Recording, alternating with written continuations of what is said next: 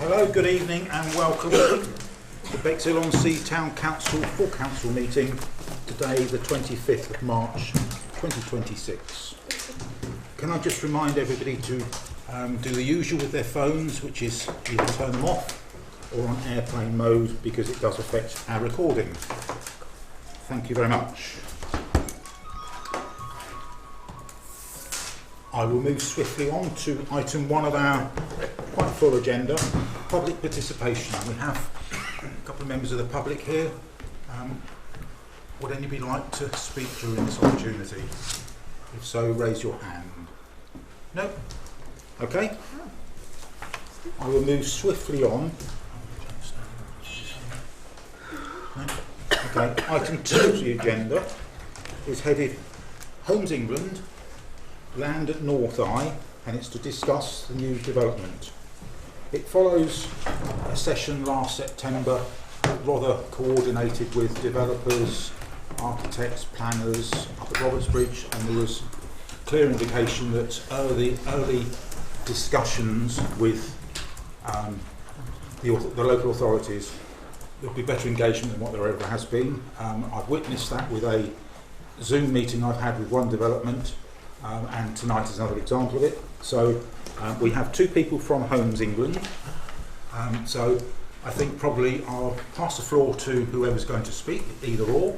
If you could make yourself, introduce yourself and go to the microphone that's just in front of you. I think you're after about 10 minutes.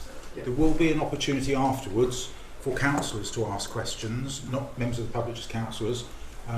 Remembering that it's Homes England, not anything that happened before Homes England became a part of Northeye. Okay, over to you. Thanks very much, Chair. Good evening, councillors. So a bit of a double act this evening between myself and Jen. So thanks very much for the opportunity to attend this evening. As you'll be aware, Homes England has recently taken transfer of the Northeye site on the west side of Bexhill. We wanted to take this opportunity to introduce ourselves and set out kind of what our intentions are for the site and works that we're looking to undertake over the next couple of months. So my name is Chris Bearton. I'm Head of Planning and Enabling for the South at Homes England, so I've got overall responsibility for the Northeye site at the moment. I'm joined this evening by Jen Murray, my colleague, who is the sort of day-to-day project manager and will be leading the work on the site. Given where we are in the process, we might not have all the answers today to your questions, but we'll obviously answer those where we can. We don't have detailed plans for the site yet, and as the Chair kind of pointed out, part of Homes England's commitment, in line with the commitments that were made with Rother there, is to work with the local community and yourselves to shape the future of the Northeye site going forward. So a big part of the work that we'll be doing over the coming months is really around that community engagement, getting out there, speaking to neighbours, speaking to local residents to really kind of get the benefits from the site. And so just a quick overview and an introduction to Homes England for those of you who aren't familiar with us. So we are the Government Housing and Regeneration Agency, so we are a public body, and we're an arm's length government body with our remit is to accelerate and bring forward the delivery of housing on sites across England as a whole.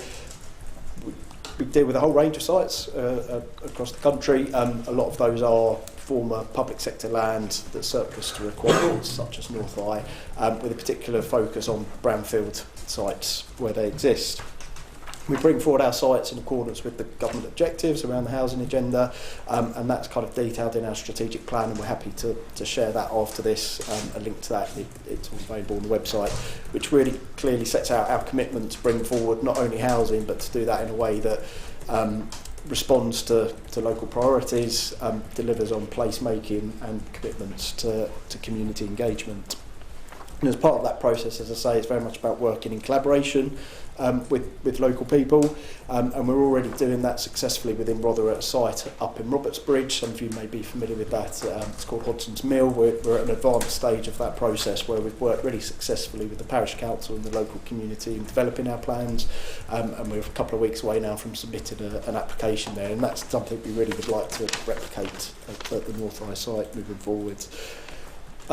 Just to be clear around Homes England's remit, so we are an enabler of sites, so we don't build the houses ourselves, but what our role is to come in, de-risk those sites, work with the community to put in place a framework for future development, and then work with our delivery partners, house builders, local SMEs to actually come in, build the houses ourselves. But what we don't do is sell the site off and let them get on with it and do what they want.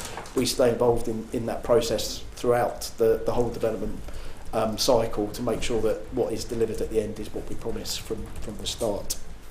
So in terms of our role at Northeye, and then I'll hand over to Jen just to take you through some of the more detailed sort of aspects of it. So we have taken transfer of the site from the Home Office. That happened at the beginning of this month. And we are bringing it forward in line with the agency's objectives, as I say. There isn't a direct involvement now from the Home Office. It is a Homes England site, and we are leading on its delivery. Given the in-principle support for residential development on the site, it is an existing allocation in the Rother local plan, and it is being carried forward as part of the local plan review.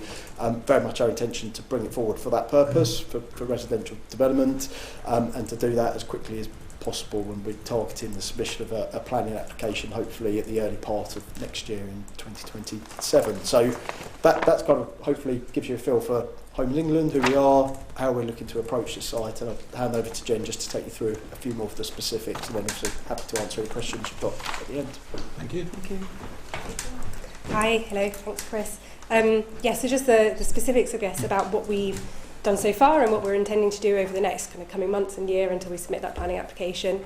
So on acquiring the site, a lot of our work has really been around site maintenance, site management, particularly along Watling Drive, where there's obviously access from the neighbouring residents for us. So just bringing that back up to standard and making sure it's in a good condition, street lights, road maintenance, etc. on that land that's within our control. We've also then, as we have today, reached out with the Town Council. We've been reaching out to kind of all the different bodies that have kind of interest within the site. So Councillor Winter and Councillor Stanger as the ward councillors. We have been in touch with the MP as well, and Rother District Council officers. And just today we met with the kind of residents association that are adjacent to us. So we're really keen that we do build that kind of communication with everyone who's got an interest in the site, and that's kind of throughout this process. That's why we're here today, to start that off. In terms of our next steps and the work that we'll be doing over current months, there's a lot of technical survey work that we need to do before we can get to any point of starting to draw plans and thinking about kind of exactly how many homes are going to be on this site and where they're going to be positioned, any green spaces and all of those elements. So we're doing a kind of targeted technical survey work over these coming months. We will also be doing kind of engagement with the market to understand, with those development partners who will build the sites out, actually what is the demand that's here? Is there anything that we need to be aware of when we're developing plans for the site to make sure it is really a deliverable scheme that the market will want to bring forward? We're also working with Rother District Council officers on the kind of emerging local plan and just making sure that kind of their policy requirements will also be fitting into it. But also, particularly importantly, is the community engagement, which Chris was picking up on a little bit earlier. Our approach at Homes England isn't to come to the community and to yourselves once we've kind of done all the work and we've got the plans in place and this is what we're going to submit. We do an iterative approach to our community engagement. So the first time that we come to meet the community in general, and that will be both the residents adjacent to us but also coming into Bexhill, because we know there's a wider interest, especially with the emerging local plan and the wider allocations. We come with no plans, maybe a bit of technical information from what we know so far, but it's actually kind of an information gathering event so that we can understand from the community what's important, what are the interests, what are the concerns from everyone. So that can also then feed into that initial kind of placemaking and design work on the site. So we're really understanding what's important to the community when we're preparing our schemes. We'll then come back a couple more times as we're preparing the scheme. Probably the next stage will be quite a blobby plan. We listened to what you said, we've done some more technical work. Here's kind of our initial thoughts for what might be happening, what do you think? And then once we've done that, we'll come back with kind of a final scheme before we get ready to submit. So it's very much about working together. And I think one of the things we'd like to get out of today is how much you would like to be involved, or maybe key members, if not every member on the council wants regular meetings with us, but how much you want to be involved with that so we can work together kind of collaboratively. As Chris said, our programme at the minute is for a submission of an application in early 2027. It's quite a fast programme because it is our role to accelerate the delivery of homes. It is down to all the technical work that we need to do at the minute, but that's what we're aiming for. And so we'll be working kind of with our programme to achieve that. So the first engagement event will likely be before summer holidays in kind of coming months. And we'll, of course, keep you updated when we have more ideas on timescales. I've tried to whistle stop through what our kind of next stages are. So if you have any questions on that, we're happy to answer kind of today, or we can also kind of take that offline and have further conversations. Thank you. Thank you. So open it for councillors. Please be respectful. Please also, if Homes England can't answer it, I think probably our clerk can make a brief note of the question. We'll feed them on and then we'll get the answers back afterwards, because I'm not expecting every question to be answered. So, Councillor Lee, your hand went up first. Yes, thank you. You were saying benefits to the local community. You just mentioned that. What benefits will there be for putting another 300-400 houses into a small village? What benefit will they get from that? Yeah, so I mean, I think just in terms of the scale of development we're looking here, it's probably between 200 and 300. So that's the kind of upper limits. As I say, there's no fix on that at the moment. That's part of the process going through it. I think when we talk around benefits for the community, again, that would be worked out through the process. And as Jen said, the first stage of our engagement is very much around, you know, what's important for the community, what is necessary, where can we help and support, and then through the ongoing iterative part of those plans, we will look to see what we can achieve. I can't say to you tonight it's going to mean X, Y, and Z, because we're not at that point yet, and we don't know what that looks like. But you know, where we have got commitments to things like the community infrastructure levy that supports the delivery of new infrastructure for those communities.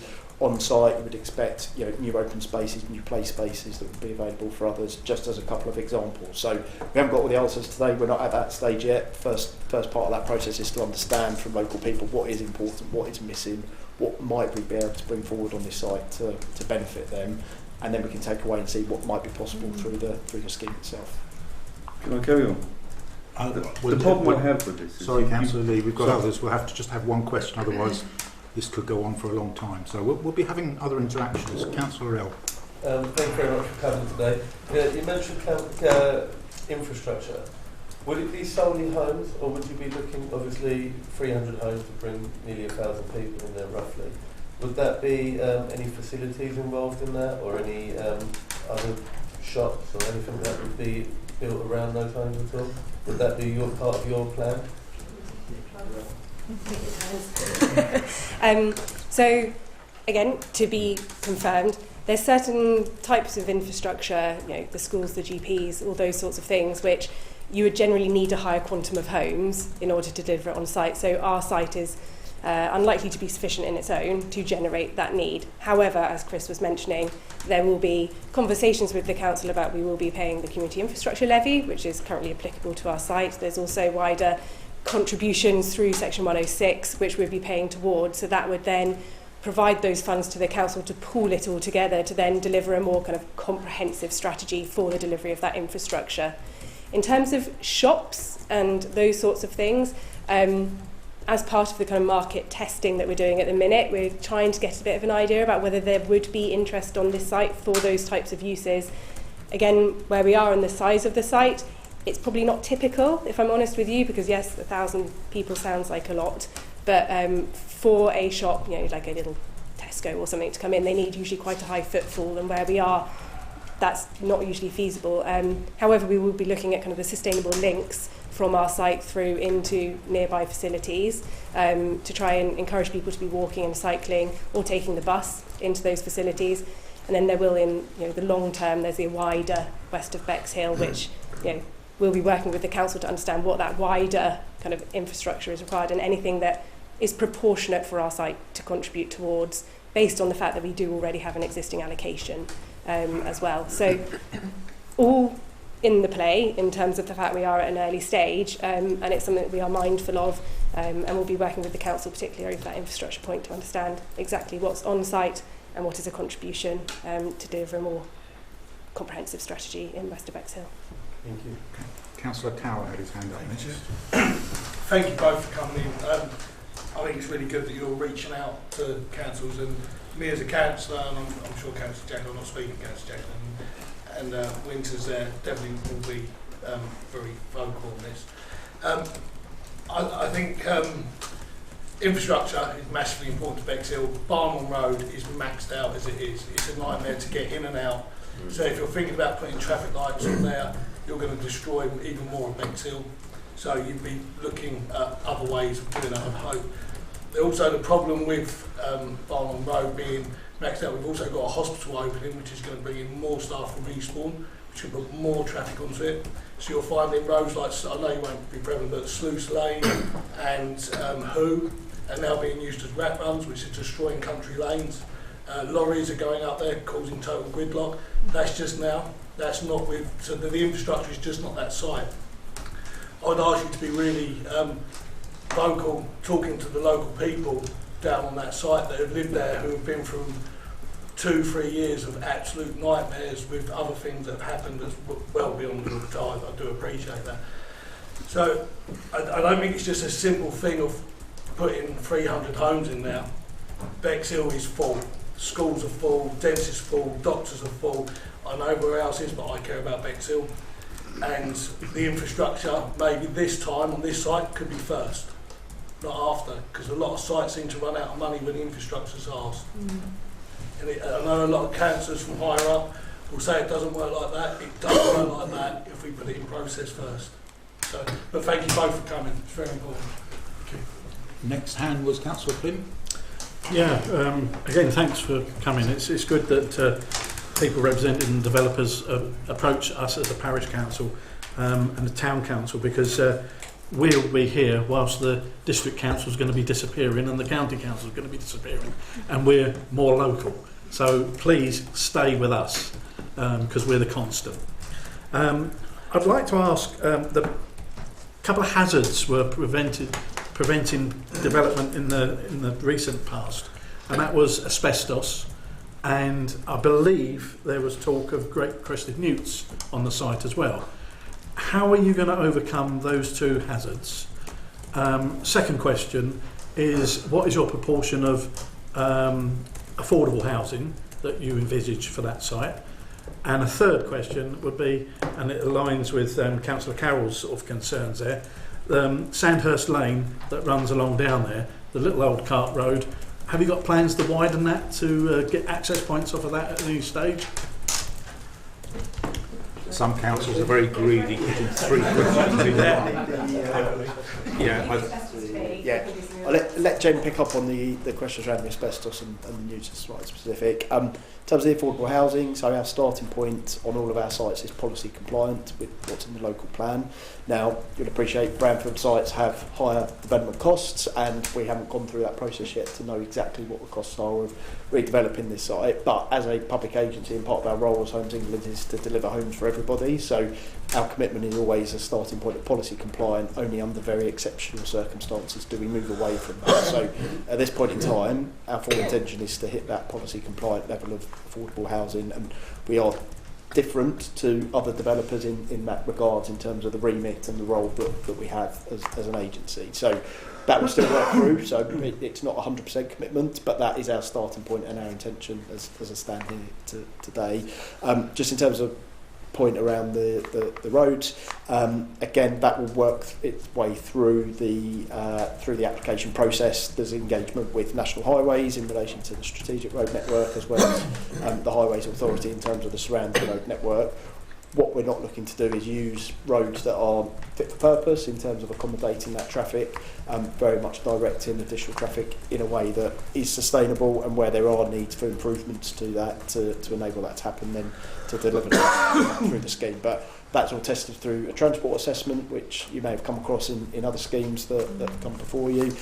So again, we're not at that point in terms of the detail at this stage, but as we move through our engagement pieces, we'll be really open around what the transport strategy is and what mitigation may be necessary around that.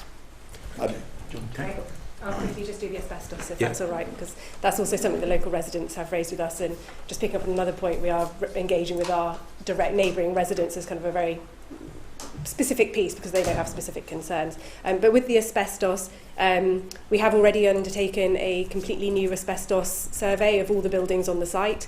One thing I did forget to mention, apologies previously, is that one of the early work streams that we will be doing is looking to demolish all buildings. they're not in a state that they can be reused for housing, so we will be looking to demolish it. Hence, we've done all the asbestos surveys so that they are fully built in, and a full remediation strategy, making sure that it's dealt with safely on that demolition. Our contractor will have the relevant requirements and certifications to be dealing with it. So we're fully alive to that issue, as well as anything that's in the ground. We'll be doing full ground investigations to understand what the contamination is, and that's all secured through planning as well. Great crested newts and all ecology in general. We've got ecologists already on the site, ecology consultants already appointed who are attending the site already, and they will be over the summer months to do the surveys to identify what is on the site, great crested newts and others, and then they will build mitigation strategies into any planning application process. So we do take our responsibilities important. It is important there, and we're fully live to that. So thank you. Councillor Jack Glynn was next. Yeah, thank you for coming. I'm one of the St Mark's ward councillors, and it's very pleasing to hear that you have spoken to the residents and that you're also addressing the maintenance concerns, and that there will be a dialogue and an iterative dialogue. When you speak to the residents, hopefully they will kind of give you a picture of why they live there, which I think is peace and tranquility, and hopefully whatever you do will not disturb that too much. But there are an awful lot of homes being built there or on the plan. I realise you're not responsible for all of them. What my question is about how you kind of square, let's call it, the real local need for houses and money. So some recent developments have been for larger houses. To pay for them, people need to get in their cars and drive to Crawley to earn enough money to pay the mortgage, whilst there are other people who work in the care homes who get a bus from Eastbourne. Wouldn't it be nice if the people who worked in the care homes could live so that they could walk to work? I don't know what to do about having to drive to Crawley to pay the mortgage, but how do you square all those concerns?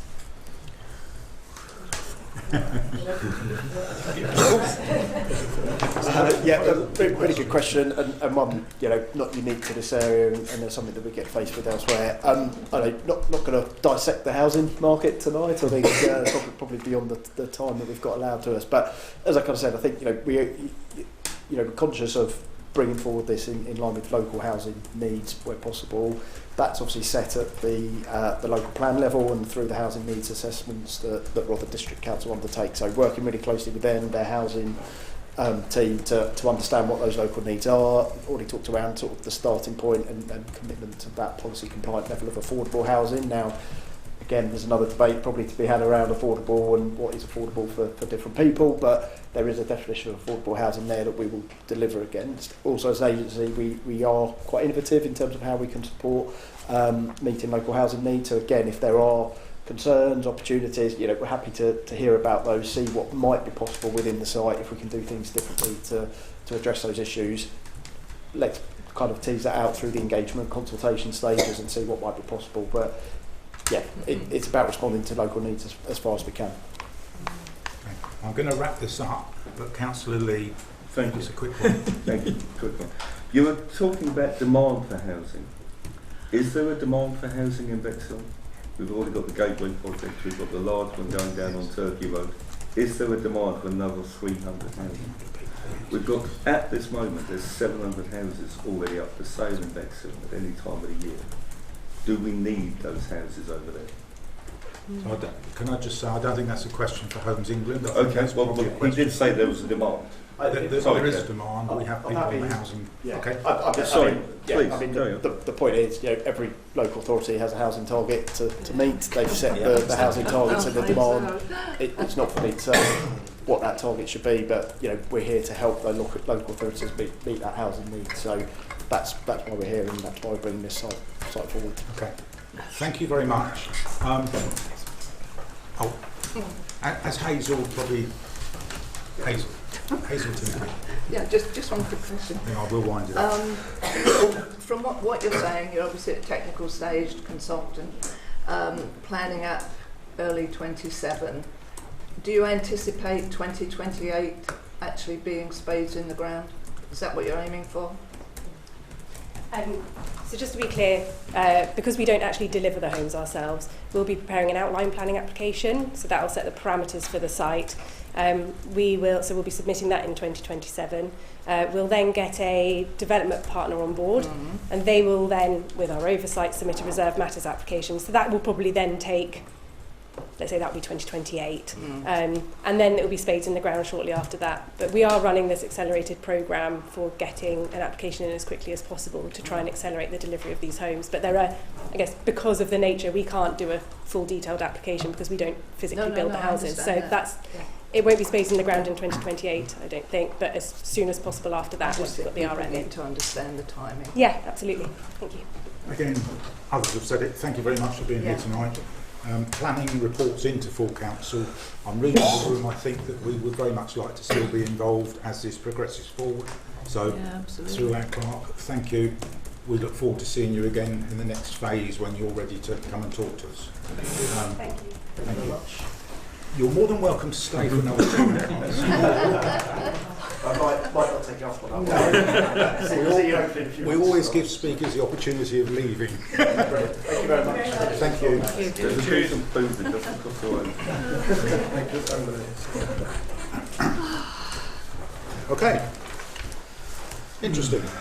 Item 3, apologies for absence. Do we have any apologies for absence, please? Yes, there are apologies from Councillor Peters, Councillor Hunt and Councillor Petty.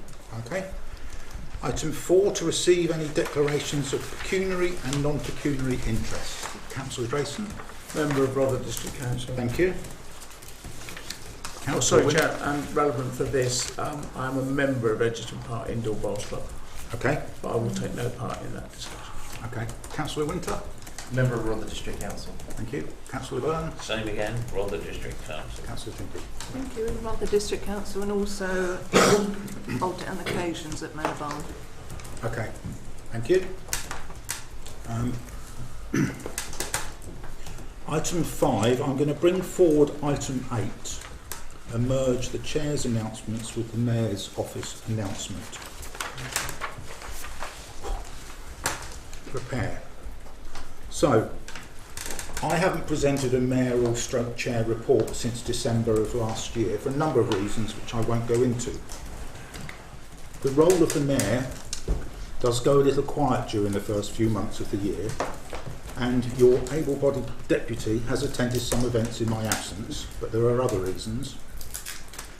As spring is virtually here, my diary is filling up quite quickly, and I recently attended the Mayor's Charity Ball in Eastbourne.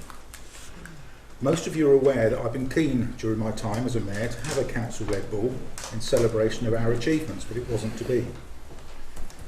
On Friday, it's proved that it can be done.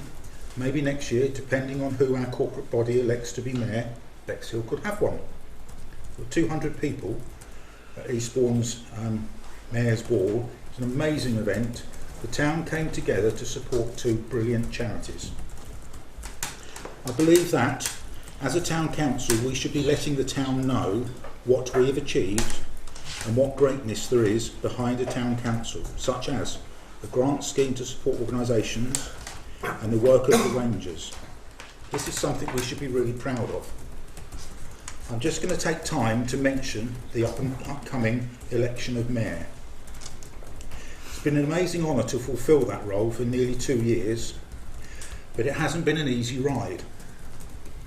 The final year of our administration is very important. It starts in May, and this council needs the right people at the forefront to progress some of the brilliant projects we have planned. We will all be judged on what we achieve. I do hope that Bexhill Town Council, now or in the future, does not turn into a political showcase and remains mainly populated by independent people with independent minds, all for the benefit of the town. I'm also very aware of some of the issues that there are within our council, and the behaviour just needs to change into a positive one. Looking forward and working together. We are watched by other councils, and we should be the leading light for brand new councils. we should be the one leading and heading in the one direction. It just seems that our council has an unelected opposition party that votes against things because others vote for. That is not good for Bexhill. Certainly blocking on social sends a message to many residents that we are a disjointed corporate body. A healthy debate at council, a vote, and when all councillors leave, we have one democratic decision. I ask you all, does that happen? The role of chair and mayor is integral to bringing everyone together. I'll try and get through this paragraph. I tried my hardest to make that happen, but I know I didn't achieve that task.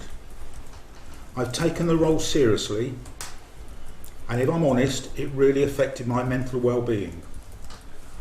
Having had some time away, I've decided to speak up. There have been times when I thought, why am I putting myself through this? But I did not resign.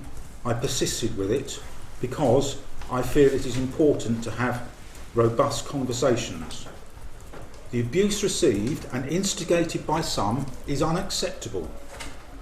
And I am truly, truly sorry I couldn't get everyone onto the same page. A phrase comes to mind here: you can take the horse to water. You might want to think about what the rest is. So I ask that when preparing your choice for your mayor stroke chair, you choose wisely. Our council isn't about not spending money. It's about investing in the future of our town and protecting the existing heritage we have and not plasticising the town. The role of mayor and chair is time consuming and an awful lot of hard work. Your chair will not be able to represent us all without a dedicated deputy, as I've had for the last 24 months, to help and support them. It requires being a part of the community and collaborating with so many organisations within our town. It means turning up to meetings and to the community events that the council support. I move on to last year's annual parish meeting. We had just 6 councillors there in attendance. Is that really okay? We're representing our residents. If the reason is you don't turn up because you're not confident about fielding questions, don't worry about that. Let me know beforehand and I won't give you any questions. It is as simple as that. But we should all be seen there as a corporate body.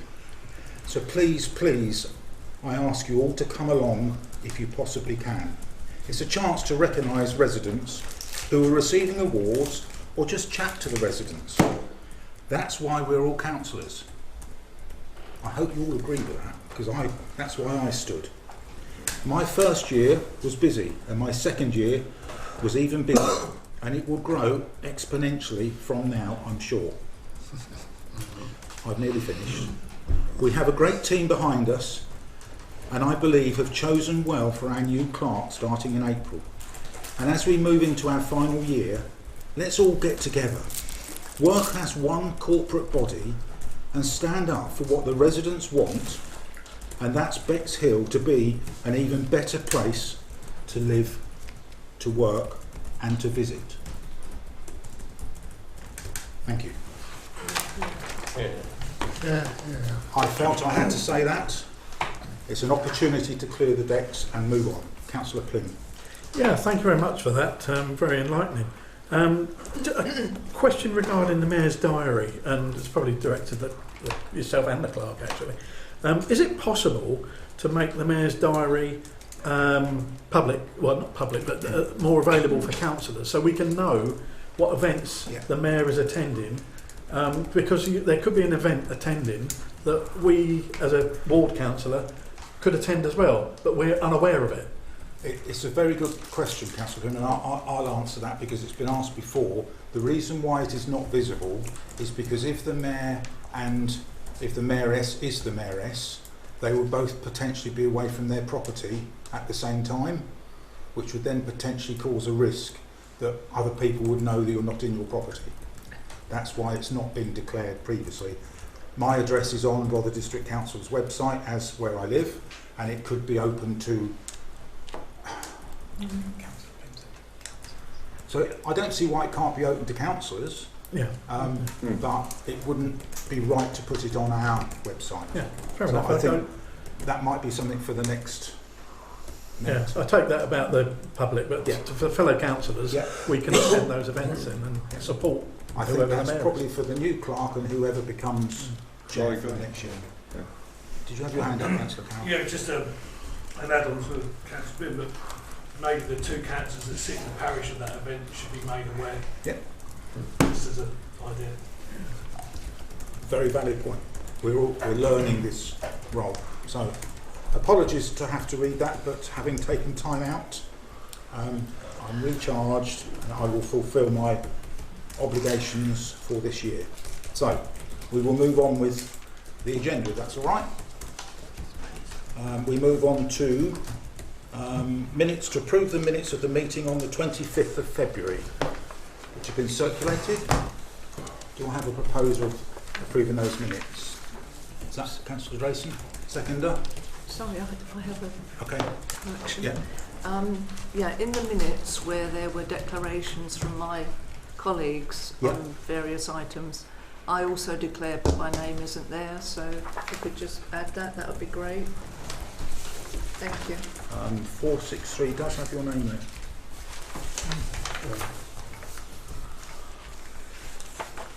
No, there's another one.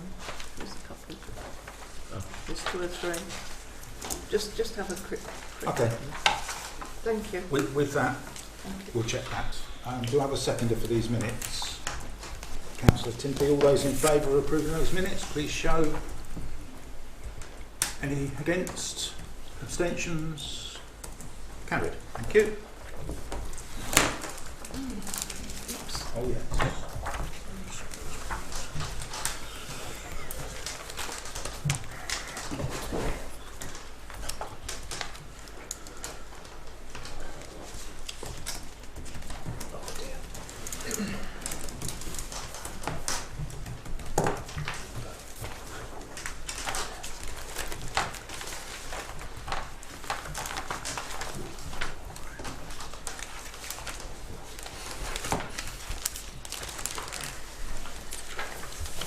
How many pages?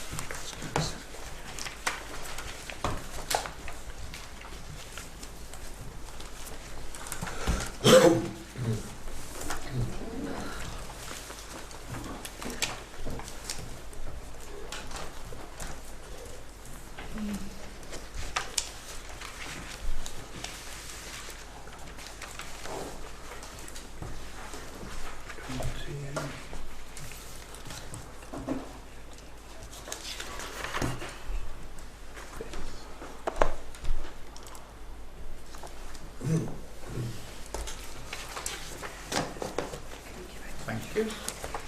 Great, that's that done. Move on to item 7, community group SIL funding.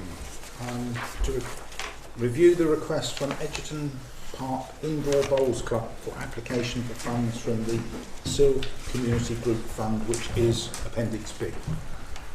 Councillor Drayson. Redeclare my interest as a member of Bexhill Park Indoor Bowls Club. I wasn't going to take part, but I'm going to leave tonight's meeting early, so I'll take my leave with you now. Okay. That's okay. Thank you.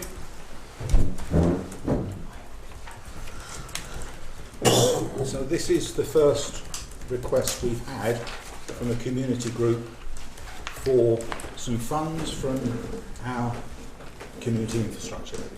So I'll start this side first and I'll come around that way. Councillor Ross.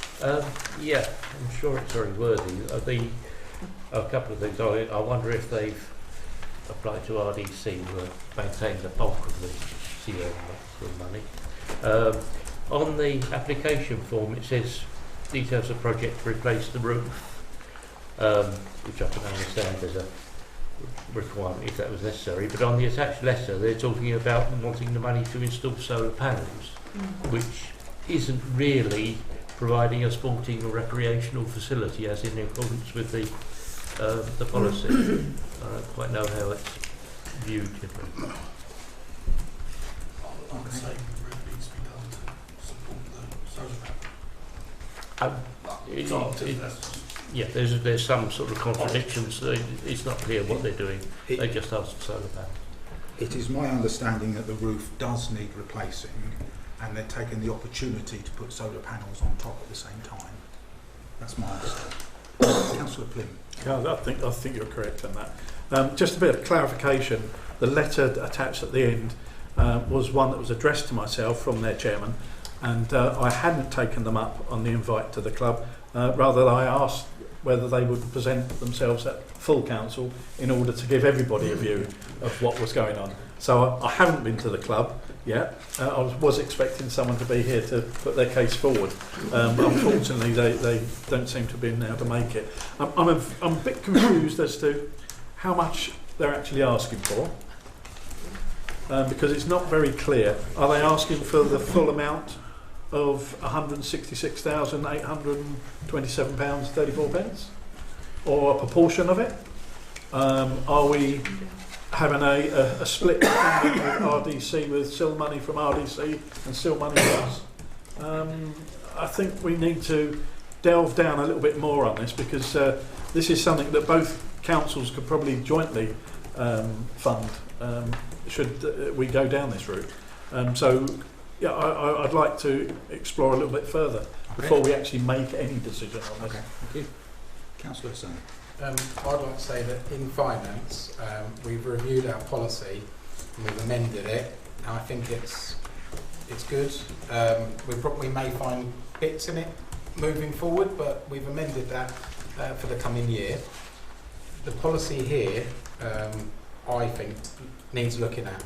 So before we actually agree any SIL funds, it is the first SIL that we've received, but I believe that this needs looking at before we actually give any SIL money out. That's what I'd like to say with this.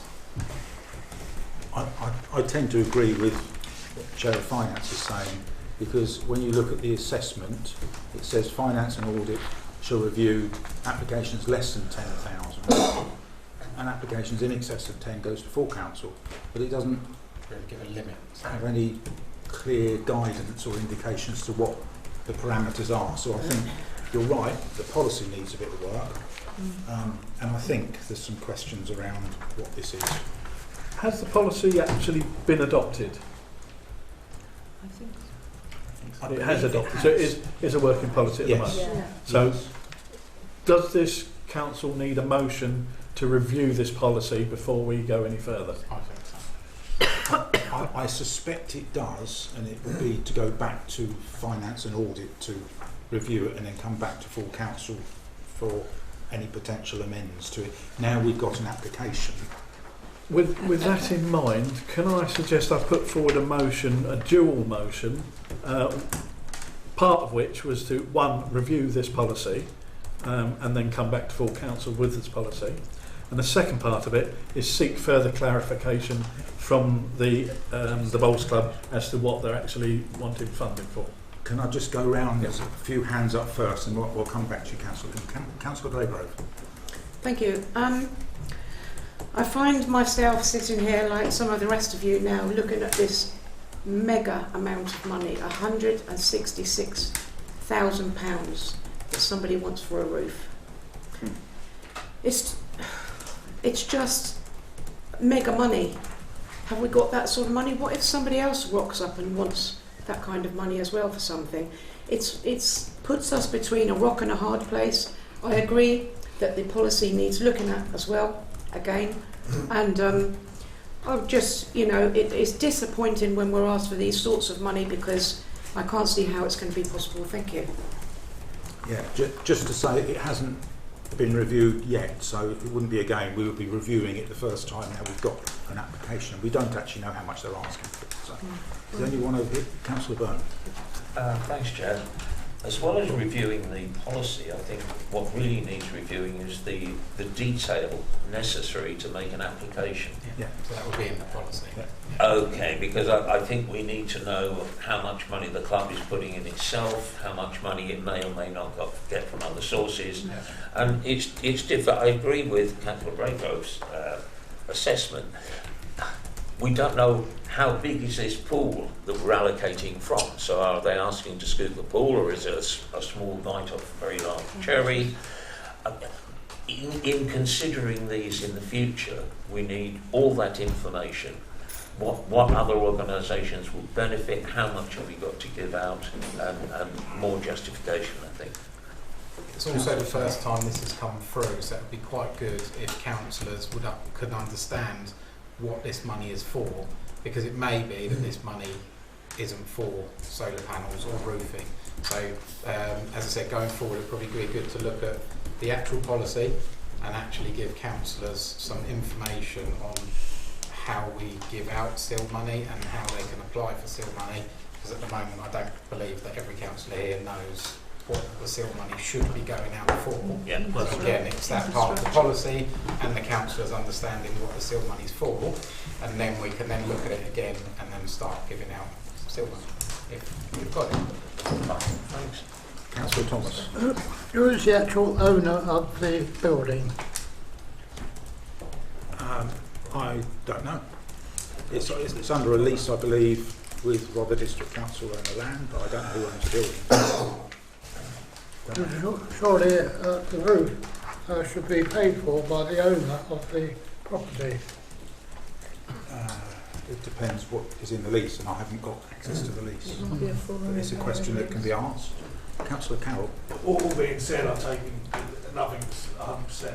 I think we must remember how important that is to people in Bexhill. Yeah. But obviously, things have to be done properly, and I think it'd be good to sit down and talk and get everything in motion. But it isn't just the mulch club; it's a hub for people. Yeah. It offers warmth in the winter and active for people in the winter. But the roof being repaired, if I believe correctly from talking to people, the power energy bill is astronomical for that whole building. So if it just produce its own power from solar panels, which you have to, it's a knock-on from the roof. So all being well, it could become self-sufficient. I'll come back to you, Councillor. Councillor Winter. Sorry, I was just going to second Councillor Plym's motion, actually. Okay, we're still in debate mode. Yeah.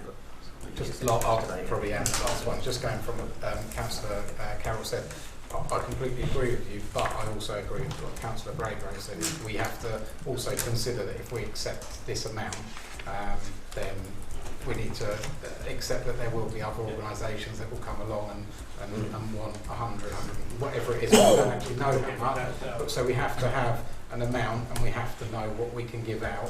And once that pot's finished, it's finished. So we have to be very, very wary of that as well. And I think that's all I can say. So all I would like to add to it is I'd like to know a little bit more about the microgrid, because if they're going to generate their own, why would they then pass that on to the Museum de la War Sovereign Light as an example, because they would then be making money. So is there another option that we did, and this could be a conversation following a motion of some sort, that we did a loan and they've repaid it back from the profits they make, then they get a new roof and the profits repay the loan to us. Then we're supporting a local organisation. It's another potential option. So, are we all said enough of debating? Councillor Al. As far as I know, and I'm pretty sure I'm right, but I could be mistaken. There are a lot of solar power companies out there that come and assess the roof. I believe they have some sort of minor ownership over your roof once they've installed your solar panels. They do that for you. They fix your roof, but then they have a say on that building. So there are also options out there, and I think companies like this, like Councillor Carroll said, this is a hub. And we've got a hub being built in Sydney, and we've got a hub in Hepsham and hubs all over.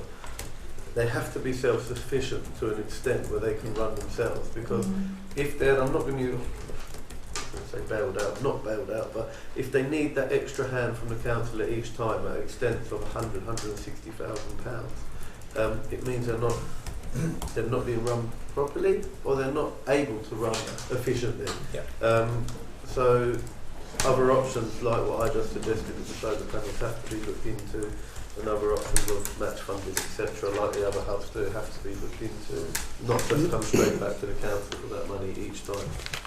Okay. I think we need to deal with this. Councillor Baygrove, did you want to add something quickly? I just wanted to say that I think this does belong to RDC. And I just hope it's not another attempt to make us pay for something which is essentially belonging to them. But, you know, we'll need to do a bit of work to find that out. But if it is that case, I'll be very, very disappointed.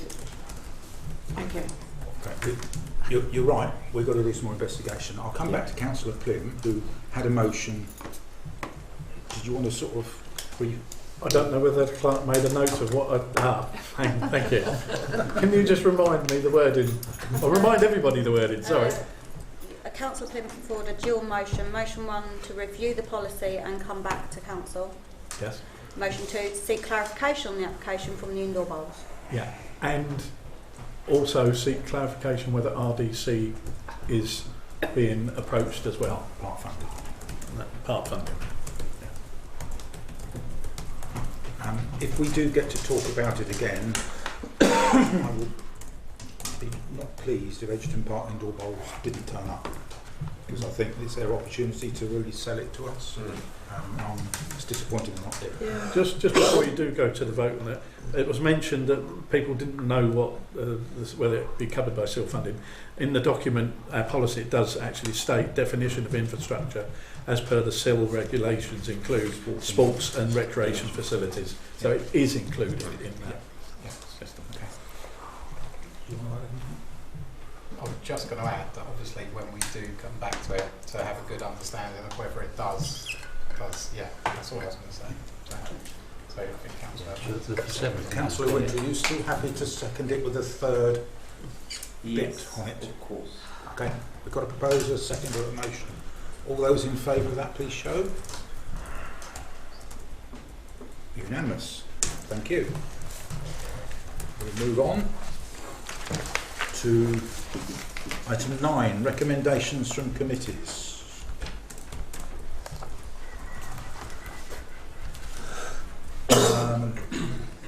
So there is a recommendation which I've already mentioned in my announcements earlier, that it was a recommendation from committee of the Engagement and Communication Committee for full council to encourage as many councillors as possible to attend the annual town meeting. That's a recommendation. We have to vote on that, don't we? All those in favour of accepting that recommendation from the Engagement and Communication Committee? All those against? Abstentions? Carried with 1 abstention. Okay, we'll move on to item 10, reports from councillors.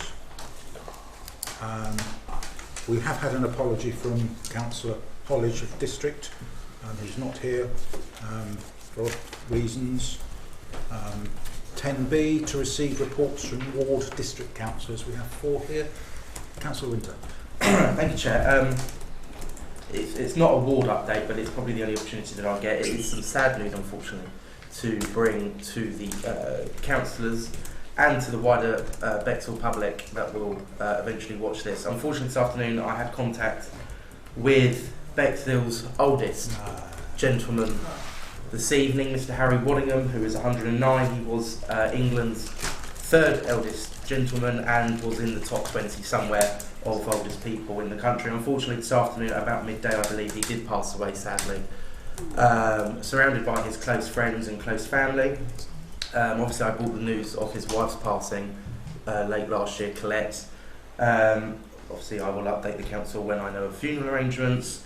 But I thought I'll update the council because his grandson did inform me this afternoon.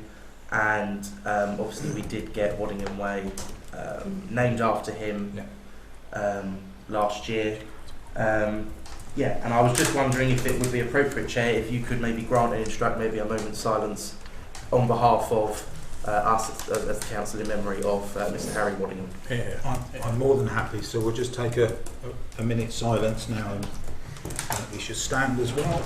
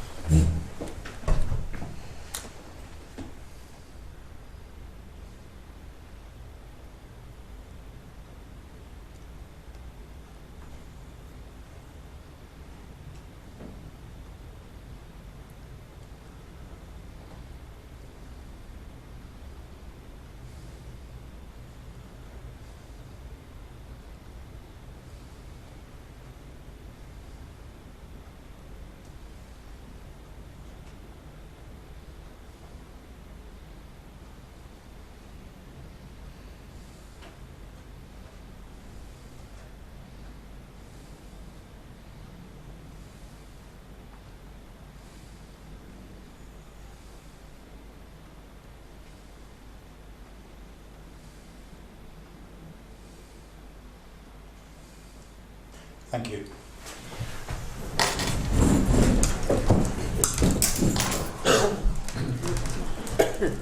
Thank you, Councillor Winter. Any other ward councillors? Councillor Timothy. Thank you, Chair. Just to update everyone, this afternoon we had a meeting which is called RADCOT, and that's about coastal safety for the upcoming season, and part of that is the lifeguards. And just to let everybody know that we're going to have 2 lifeguards again on Bexhill Beach this year. Thank you. Good, thank you. Councillor Byrne. Thank you. Just to make you all aware, there is now an excellent coffee caravan, as it were, on the top of Galley Hill. Absolutely brilliant, and welcome a new business in our ward, selling really good quality coffee and cake. Thank you. So 10C to receive ward. Excuse me, Chair. Could I just ask a question on Councillor Tempe's? Do you know whether the services for the beach lifeguards are going to be transferred over to the Bexhill Town Council in the next year? I don't. No. There hasn't been any mention of services No, as I don't such think- yet. Exactly, that's why I'm asking. Yeah, and I think we'll come on to some of the other stuff later on, but Yeah. I mean, there's been no mention. the lifeguards are a separate entity under the RNLI. Yes, yeah. And they're all, it's a group of services that all meet to discuss the coastal safety. Yeah. So what I'd like to find out is RDC are obviously funding an element to that, if not all of it. So is that funding going to be transferred over to us as a town council or a unitary authority? And if it's us as a town council, we'd like to still be in, we'd like to ensure that continues. I don't want to get to the point next year or the year after where there's such a mess in local government that it disappears. So I'm making the claim now. We want that service to ensure it continues. I have a suggestion, which is to, at every full council, for Rother District Liaison, there's an opportunity for questions from councillors to go to Rother District Council Leaders Meeting. It could be. Yes, okay. Yeah. If you were to mail the clerk, that could be on there and we could get clarity. Okay. Okay. Move on. 10C to receive ward reports from town councillors. Okay. Moving on to item 11, the Deputy Clerk update. I'll have to be really brief. School crossing patrol at Little Common. I've emailed the school twice as per the resolution council. I had no reply as yet. Social media training for councillors have been booked for the 21st of April at 6:30 online. That'll be 2 hours, and there will be a recording of it for councillors that cannot attend and would like that recording. Please let me know. Further council training is being reviewed at present time with more details to follow. That's my update. Was short and sweet. Thank you. Item 12, rubber grass matting. Councillor Lee. Yes. Oh, sorry. Yeah. You sort of put me on the spot there. Didn't realise that was coming. Yes, I've asked the council before, and it got voted through for this grass matting to go through to link the 2 pathways on the downs. It is a necessity, as the pathway on the other side of the road, there's cars parked all along there, and for people to access that to get into town is very difficult because of the car parking. So what I've suggested is we put down some grass matting from one pathway to the other. I know it's quite long, it's about 300 metres, to join up the 2 paths. But that would relieve the problem of people trying to cross the road and then get into town. This way, it just makes it a lot easier for people to get from one end to the other and get into town. I know it's going to cost a few quid, but I've got the backing of the Bexhill Environment Group, I've got the from Bexhill Friends of the Downs, a couple of other councillors, and of course Parks and Technical, which I think is Brian Davies from RDC. It's something that needs doing. There was some flower planting put down there earlier on this year, and people thought it was a pathway. This would solve a problem that exists. You can take wheelchairs over there, you can cycle on it. The grass mats themselves, they'll sink into the ground, the grass will come through, they'll almost disappear. It's like you'll see on football grounds, it's like you'll see on any sports grounds. And for me, it's a necessity. The other thing with providing this to link up those two pathways to get into town, if you come down, you can go all the way across and then come up London Road. Otherwise, you've got to cross here, and again you've got drop curb, no drop curb. And this really would solve that problem. Okay. I'll leave that as that. Just before we go to debate, I just want to say, you said it was passed through. It was only to investigate. To investigate. I'm sorry. My apologies. So I'll open the floor to debate. Councillor Braygrove. Thank you. Well, I like people coming up with ideas, and when they do, I like to go to the site and see what it is they're talking about, because I think that's a good thing to do. 3 times I've been over there. I've seen the crossing, I've seen the paths, and growing up here all my life, I've seen it no different than it is. We've got new trees that have all been planted down there, which technically looks like a no-go area, really. You don't want people going in that area while young trees are growing. For the life of me, I can't see why it is a need. And as people know, I am very vocal on any money getting spent from this council. And it's good to have backing from people, but will they back you with any money to do with that? Because otherwise, I'll ask you in a minute, but I would just like to say that if it was a need, if it's something desperate and people need it, then this is the council to come to. We've got some money, so we can, but I can't see that that's a need. As much as I've been down there and had a look at it, I can't get behind it, and I'm sorry about that. I can answer that. Where those cars park on the 259 on the little common road, there's 35 houses there. I can't, even in my wheelchair, get down on that side of that pathway. I cannot. So someone coming the other way, they have to either step into somebody's garden or step into the road. When the bins are out on a Thursday, there's not a chance I can get down there. This is why that pathway, or those grass mats, would provide a pathway linking the two paths. And that's a long way. It's about 300 metres, but it's a necessity. It's necessary. I think it's necessary. There are a lot of people who live in my ward, who are disabled and use that to come into town. Again, Cromwell Road, there is no drop curb there. There's no drop curb on the other side. They have to go and negotiate all the way down and then come up into your manor and then come up into town using the 269, I think it is. This would facilitate an easy pathway from one to the other and then up into London Road, where you've got the 2 crossings there. That would negate the need to go all the way down this path and try and go down. There's no drop curbs there. I haven't got those sorted yet. I'm working on that, by the way. But this is why I would want this pathway, or these grass mats there. They would disappear into the grass, but they would still be. It would still be a solid surface. I think there's a run that goes over there. There's a school run. They do a marathon or some cross country along there. Cyclists can use it. I can use it with a wheelchair. People with prams and stuff can use it. It will be a lovely thing to have, rather than trying to cross the road and then coming down that 269 little common road where all those cars are parking. They have got no other option but to park on that pavement. That you can't do anything about. There's nowhere else for them to go. This is why I'd like this to join those 2 pathways so as people can get into town easily. Okay, you've used your right to reply. Councillor Glynn.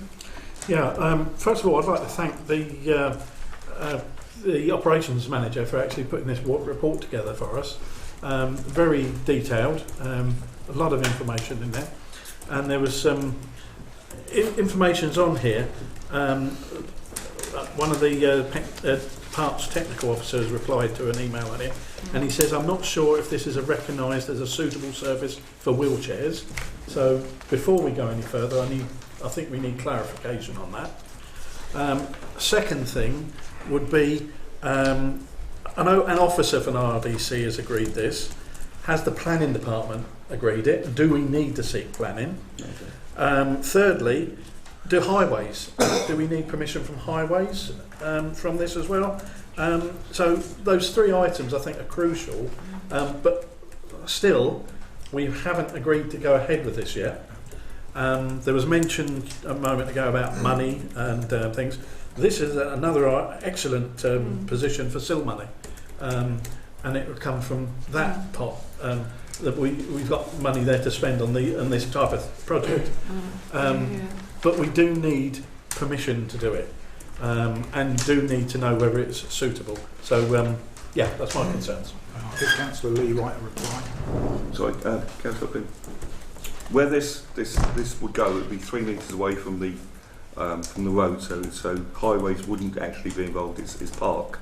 It would be parking technical, so that wouldn't be Could an I issue. just say, we would need to clarify that with highways. Exactly. We can't take. When I spoke with Ryan from technical, he's not highways.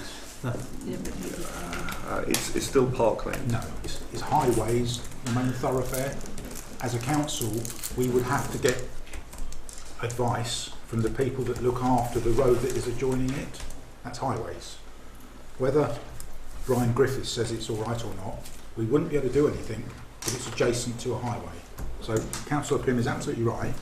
We have to, and that's for officers to do that work, not for a councillor. So carry on with your right to reply to. And again, those surfaces, Councillor Pym, they're perfectly fine for wheelchairs. They are, because they'll sink and they'll sit on the ground and they'll take it. They use them in Germany now for car parks and stuff. They're perfectly fine for that. The other point, what was the other point you raised, if you don't mind? One was the I'm just making a note on here. Planning. Whether we need planning permission. So we need to seek that person, and it will, as the chair has pointed out, it'll be down to one of our officers to seek that out. Once we've decided to go ahead with it, yeah. I think it'd be a waste of our officers' time and our money if we're asking officers to carry out a lot more work and we still haven't agreed to go ahead with this. Councillor Sain. So my point would be, obviously, if we were to install it, it would then need maintenance. So we need to remember that we would have to maintain it. We would take full responsibility of it if it was done. And I do question, I'm afraid, if it is actually going to be used. So that would be my question. I'm going to come round this side. Councillor Timpey. Oh, yeah, sorry. I wandered off then. Yeah, I mean, I think anything like this we should consider, which is only going to help certain areas of our population. I don't think it's a lot of money, and it's really what we should be considering. I do know that Coombe Valley Country Park are really putting in this type of matting, aren't they, to create wheelchair access. So it's actually a very, very important thing. And I think if we could agree in principle, given all the other, you know, it then would take it a little bit further, wouldn't it? If we could agree in principle that this is a good idea based on, do we need planning, do we need highways, blah, blah, blah, blah. Otherwise we've got to come back again, and it just seems to me a very convoluted way of agreeing something really quite simple. Okay. Councillor Jacqueline. So I'm not too familiar with the area, but I definitely agree with you that the pavement is a problem. I don't know whether there's another ward councillor who's familiar enough with the demands, but I mean, if there's any town council that should be helping people who've got mobility challenges, surely we should be the one. If I may, to answer then, maintenance of these things is minimal. It's a non-entity. Once they're down, they're in. They sit in the ground. There's some up by the, you must know where they are, by the beacon. They use them up there as well. They've been there for donkeys. They literally sit into the ground. They'll sink into the ground. The grass grows through them. They almost disappear. If you get green ones, they'll disappear altogether. But it will provide a surface that people can use, can walk on, can cycle on, can use these things on, people with prams, instead of crossing over that road. It is a problem. When you're coming from coming from my ward into town, if you're walking, it's all one of these things. And I've got many of my constituents that do use wheelchairs. And that is the problem with the 259 there. One, the cars parking on the pavement, and two, there's no drop curbs. So this would solve that problem. And as I say, for maintenance, once they're down, then they're in. They don't sink any further. They're linked together, and they just sit. And take a few more observations, Councillor Winter. Thank you, Chair. It may be my naivety because I'm obviously not in a wheelchair, so I fully respect Councillor Lee and anybody, their opinion on this, because none of us are experts when it comes to accessibility issues in that respect. But I have to agree, I think, with Councillor Hussain in respect of, if you're coming from the St Stephen's Ward area, looking at the map as I am looking at it right now, surely you would just come down Road, which there is an existing pavement, down to King Offa, past the Leisure Centre and cross the crossing there at the traffic lights. No, if I may. Or you would come down the other road and cross over on the crossing and go up and along Anson Avenue into town and avoid London Road. Yeah. Because London Road is... It's just my initial sort of looking at the map right now. Okay. You'd go straight down there, past the King Offa, past the Leisure Centre, cross over at the crossing which is already there, then you're on London Road. I just don't think many people use it. If I may. Cranston Road has got no drop curbs. The other pathway you're talking about, again, no drop curbs. You have to keep detouring to get to where you need to go. Where you're talking about, you can look on the thing right now. Go on Google Maps, you'll see it. There isn't a drop curb there. This would solve that problem until I can get this issue with drop curbs sorted out, and I'm still in contact with them. We need something to get people out of there and into London Road. You'll see quite easily, Cranston Road, there's no drop. You have to go down 50 metres. Let's move on, because... Please. Councillor I accept what you're trying to do here, Councillor Lee, but surely the job for this council then is to lobby as hard as we possibly can for those drop curbs, because it sounds like having those drop curbs, which are super important, and I know I've got issues with those in our ward as well. If we can lobby as hard as we can for those drop curbs, that should hopefully alleviate any issues there are there. I can ask, if I may, with El here. What I've had done, I've had quite a few of these done, is have had instead of a drop curb, which costs the £4,500–5,000, that's why they're hesitating. They really aren't doing it. They don't like them. They're putting tarmac, so to make or form a drop curb. There's one in Richmond Road. I've had one done outside the Albatross. There's another one being done. Can we keep to the subject, Councillor? Sorry, this is what I was trying to do, Chair. Sorry. You've gone on to drop curbs. This is the thing with access from my manor into the town. That would alleviate that problem. It would stop that problem until we can get the drop curbs or these things sorted out. Because when you come up to London Road, you're into town. Please. Thank you. I can see the idea. I think it's great. I think the downside is at the bottom of Eastwood Road it tends to flood, and I know there's stuff under that ground. I don't know what it is under there, but there's been works there, so that will cause that to sink. But what you're actually asking for is safe journey of one road crossing rather than 5, being Little Common Road, Chandler Road, Eastwood Road, back across Little Common Road, back across Downs Road. Definitely. So turning 5 into 1, I think it's a no-brainer if people with pushchairs, mobility issues, children going to school. So I think that's great, but I don't think it's plain and simple. Just the problems at Eastwood Road were caused with the flooding that happens year on year. There is something under there. I do know there was work on them. There's always work on there. I'm not sure what it is under there. The proper councillors might know what's happened in the past, like with sewage work or anything. There's always a problem there. But I do respect the value that you are trying to stop 5 crossings into 1 crossing to get to the school, King Offa, the leisure centre, the house centre, or just up to London Road. So I respect that quite well. Thank you. I'm going to take a few more, and then I'm going to draw a line and we'll make some decisions. Councillor Blagrove. I was just going to ask, so you're obviously trying to get the curbs dropped on the other side of the road. If we put in the grass matting on that side, and then the curbs are dropped, is that going to be a waste of money? No, because the cars still park on the pavement. You still haven't got access down that road when you're in a wheelchair. You still can't get down the 259, the Little Common Road. When they're That's a parking there, different you've question, got, though, you've isn't got your it? list. Yeah, I mean, the fact that you can't get down there is a different entity, really. I mean, No, if- it's the same. It's the same thing. What Okay. I'm trying to do is alleviate that problem. To not go down that 259. Can we avoid crossing over conversations? Yeah. Okay, Please. sorry. Sorry, Councillor Winter, and I'm going to take two more on this side, then I'm going to say something. Thank you, Chair. Have a quick look on the old 3D Google Earth here. There are drop curves. I'm actually looking at a wheelchair user outside the leisure centre right here, going that way along outside King Offa. There's obviously the two crossings, one outside King Offa that takes you down towards that gym over there, whatever that is. That's got drop curves, and then obviously there's the one further along. There's drop curves outside, which is the old road up to the old high school, which is where this wheelchair user is crossing. And then there's obviously drop curves for the main crossing at the traffic lights. Yeah, the drop crossings are on the crossings, not along the main roads. Okay. Thank you. There's the problem. Councillor Goss, you had your hand up. Just no, I mean it sounds sort of quite simplistic and great, but frequently for these things, you're laying across a sort of field. You need to do a certain amount of levelling and sometimes sub-base to put it down. So it may not be quite as easy as just laying a roller mat down. No, I think you're maybe right. a lot more involved.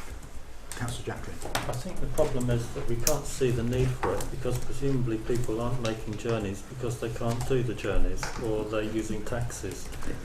So I would like to move this forward, but maybe it goes into a bundle of things that could be considered for using SIL money and they all get, we need to prioritise. Okay. So I've got a few observations, if I may, and I've listened to what people say here. I think there's a lot of questions that we still haven't got answers to. We don't know whether Rother have actually agreed this. To just have an email from Parts Technical Officer, I'm not sure, does it have to go to legal at Rother to agree this? It's their land, it's not our land, we don't know. When you look at Appendix C, the installation is 400 metres, Councillor Lee, not 300, and it's going to be a continuous strip. So that must be a pretty big reel of 400 metres continuous, but the bit that really worries me is the installation workforce. The Bexhill Town Ranger team will undertake all aspects of laying the matting. I don't think we can do that because we only have 2 town rangers and that's going to take them all summer to do that. And then they were employed by us in a motion through the council to tidy up the town and make the town look nicer as much as anything, and laying rubber matting isn't, I doubt, in their job specification. So I think that we should go out and find out how much it would cost for a company to lay it, because it will be our responsibility, particularly if we lay it. And if a child was using that, as you've said, there's runners that run along there, and they trip over the edge that's raised somehow because there was a brick there that a ranger didn't see or something, we would be responsible as a corporate body, because we've laid it. So I think there's some major risks if we just agree this now. I think there's a lot more homework that we've got to do. I've listened to what Councillor Plym has said. I've also listened to what others have said, and we have to make a decision tonight whether we want to progress with this. We have money in SIL funding. I've got the numbers how much we've got, and we do have a significant amount that we can fund it. Is there a need for it? I don't know. We haven't proven whether there is a need. Do we need a survey of existing wheelchair users and mums with push chairs from people there, literally a clicker, to see how many people go down there? Councillor Winter's already proven that there are drop curbs that are of use. Personally, if I was in a chair, I would go up and round Cranston Avenue because it's safer than using the bottom of London Road. So please do one time. Please do. I'll offer you my chair. Try it one time. Honestly. I'm not convinced that there is a need, because I haven't got any evidence to say what the quantity is going to be for at least 10,000 or thereabouts in capital, let alone labour for doing it. It might be 30, 40,000 we're talking about. But I personally think we need to understand what the financial commitment is and get all the boxes ticked that we've got the agreement. So we could agree in principle for our clerk to go away and tick those boxes with the operations manager, to get permission from Highways, permission from Rother, possibly go and look at over in Hastings where they're laying them to see what it's like. But at the moment I think it's very doubtful that we've got enough information to make a decision. That's as I see it. Councillor Plymouth. I've got a motion forming to go forward and bring this forward, but before I do that, just to point everybody into the direction of the operations manager's report, and the conclusion is the procurement and permanent installation of a 400 metre rubber grass matting on the downs will significantly enhance accessibility for disabled users. The project is sustainable, cost effective, and will be delivered in in-house resources, ensuring long-term benefit for the community of Bexhill. So our own officer is saying we can do it in-house. That was his conclusions. Now we can offset the costs of that to us in with the SIL money.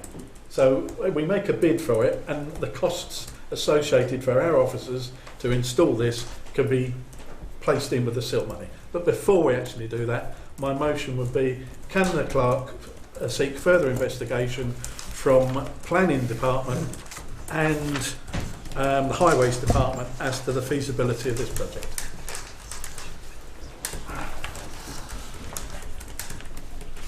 I agree with the first 2 points, but I can't agree with the conclusion of our operations manager, because I don't see how he can use in-house resources, because they'll just stop doing anything else. So if you were to add in a third bit to get a quote for the installation, unless we're all going to agree that the Rangers will be used for this. I'm not second guessing our officer. If that's what he says, that's what he says.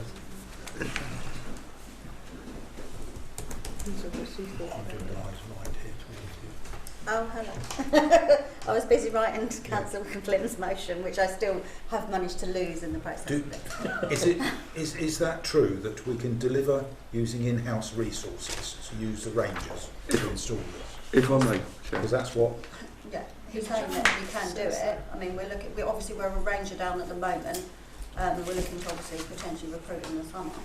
But potentially he's saying it could be done in-house, but obviously it would affect. Yeah, it would. But that's always going to be the case when you've got outdoor work maintenance team.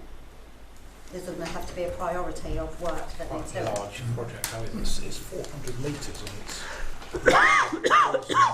If I may, Chair, if I may, these grass mats, they basically, you can either get them on a large roll, which you just roll out, and you can use a roller and so you can just roll them straight into the ground, or they come in 1 metre by 1.5 metre pieces, and they literally just lock into each other, lock into each other, lock into each other. It's not a long job. I know it's 400 metres, but it's 400 times one of these things, or you get them on the roll and they just roll out and you just drop them into the ground. It's not a huge logistical job, just to be clear on that. It sounds very complicated, because I've driven along there today and it's like that. No, it's very flat. They're not come to council. Thank you, Chair. Yeah, I take the point you made that yes, the Rangers, if the Rangers can do it, it does mean that the Rangers are not doing all the other things that we expected them to do around the town. So I would support Councillor Pym's motion, but I would add to it, looking at the cost of getting it done, or the feasibility of getting it done by external services, either provided via Rother or via an independent, then we can look at balancing how much the Rangers' time. I don't really. I think during the summer we're going to need the Rangers keeping the town clean and doing the things we envisage Rangers would do, and I respect, obviously, what John has written about the capability of this organisation to do it, but I'm not too sure that he's taken into account the other things we would be expecting him to do, and really we would probably want him to prioritise during the summer. So an amendment to Councillor Plynn's motion, which I'm sure he's about to. I'm just about to. Good man. Over to you. Do you want to read what I have? Yes, please. Can the town clerk seek further investigation with the planning department and highways department on feasibility of installing the rubber grass matting and looking at the cost of undertaking the work by a contractor? Perfect. Here you go. Thank you. That's exactly what I said. I'd just like to say I think it's just not going to be as easy as. I don't think it's going to be as easy as just laying them down, but we'll see. I may be wrong. I don't think you are wrong. Yeah, I think it's a specialist job to do it. Well, we'll find out once the clerk's looked. I mean, that's all we can do. So we've got a motion. Councillor As a Earl. corporate body, are we also lobbying for the drop curve in this motion? Because as far as I understand, again, I have to repeat myself, that this apparently alleviates any of these problems altogether. That's for individual councillors to take that lobbying work forward. If I've got a seconder for this motion, we can pick that motion. I'm happy to second your motion. Okay, thank you. So all those in favour of the 3-point motion that's been read out by our clerk, please show. Okay. All those against? That's carried. That isn't confirmation that it's going to be achieved, just to clarify that, but it's moving it on to further investigation, which will then be brought back. Thank you, Chair. Okay. Right. Sorry, Councillor. And my motion, Chair, Which was? to lobby for a drop curve in necessary areas. Is that for the town council or individual councillors? Can we not as a council? We can do it as a whole, can't we? As a corporate body? Councillor Lee. I'm doing this one. I am doing this. I'm doing this. I've been in touch with Ellie and all sorts of things. We can all back you. I've got some good responses coming back already. So I think, to play it safe, I think if you wish that motion, because there isn't anything on our agenda, you should put that to the next full council meeting. Bearing in mind we have already had a motion that's been passed to investigate drop curbs with East Sussex County Council, and they declined. And that was within the 6 months, so it's a subject heading of drop curbs that we want to revisit, and we shouldn't really revisit it inside 6 months. But if you wanted to put it forward to the next full council meeting, then it can be debated then.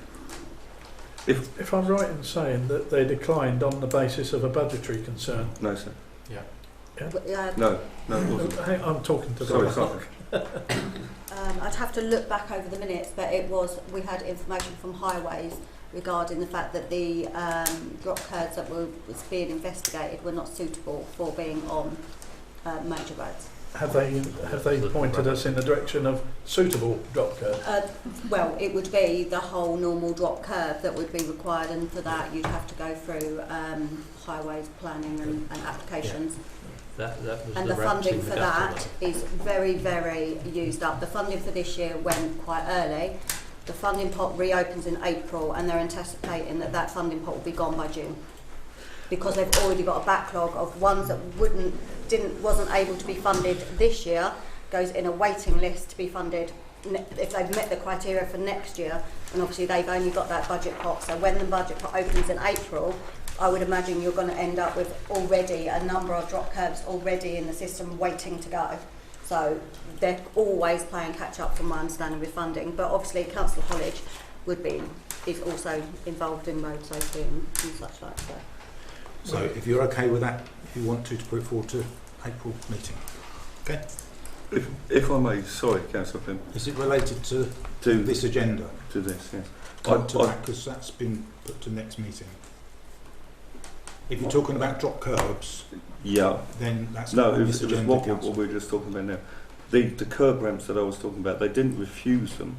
They've gone to licensing in ESCC. Councillor Lee? Yes, sir. That's not on this agenda, so you can't talk about it. Okay. Sorry. Otherwise we won't get through our business tonight. Item 18B, Councillor L, your motion. No, we're not. Just yet. Oh, 13. Apologies. Yes, CCTV. Why am I down here? Oh, sorry.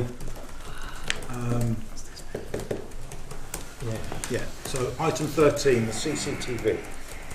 I'm going to go to our. You're going to give us an update. Yes. Okay. I met with RDC and Inspector Whitehead in relation to additional CCTV at Edgerton Park. They advised me that on the last inspection, additional CCTV is not possible due to the electric supply availability. The other options is to phone any issues into the police or RDC, and they did Operation Zippy last year, which did resolve some of the issues occurring in the park. That's all I have. So the recommendation is not to have any more CCTV in Edgerton Park. That's You from can't. police. No electricity. We still have a piece of work to carry on with, which is the 3-year review of all of our CCTV, and that started from September, was it last year? 4th of September 2024. So long as we do that by the 4th of September 2027, we'll be within the 3 years of doing it. So that is just one opinion, which we have to take as true, because if an inspector has said that. Yeah, just sorry, Chair, is that okay? Yeah. On that, you're quite right. That's his opinion. Yep. That the electricity supply is not sufficient there. We are shortly going to be probably taking ownership of Edgerton Park there. So could we not look at a survey as to whether to install, where we can install CCTV there? Because there is electricity running through that park somewhere or other. It's not sufficient. Some time ago I did meet with Chromavision, who is the CCTV provider that they use, and to have additional CCTV which in relation to the issues around the pond, you would need a completely new pylon to be put up, and then you're going to have to trunk that electricity through the park from possibly either the museum or an other surrounding electric supply, which obviously would come at quite a... So it's not impossible, it's going to cost money. Yeah. But it can be done, but obviously it would involve planning and such like. It is feasible, it will cost money, and that is within the 3 year of us reviewing all of the CCTV. So that is just an update of where it is. Councillor Goss. Wasn't it Edgerton Park that had 20 secret cameras that we couldn't know the location of? Yes, there is work ongoing to establish that as to where they are. Yes. Okay. Unless someone's going to correct me, item 14. To receive an update from the Deputy Town Clerk and the list which was agreed by Rother District Council Cabinet, which is Appendix D.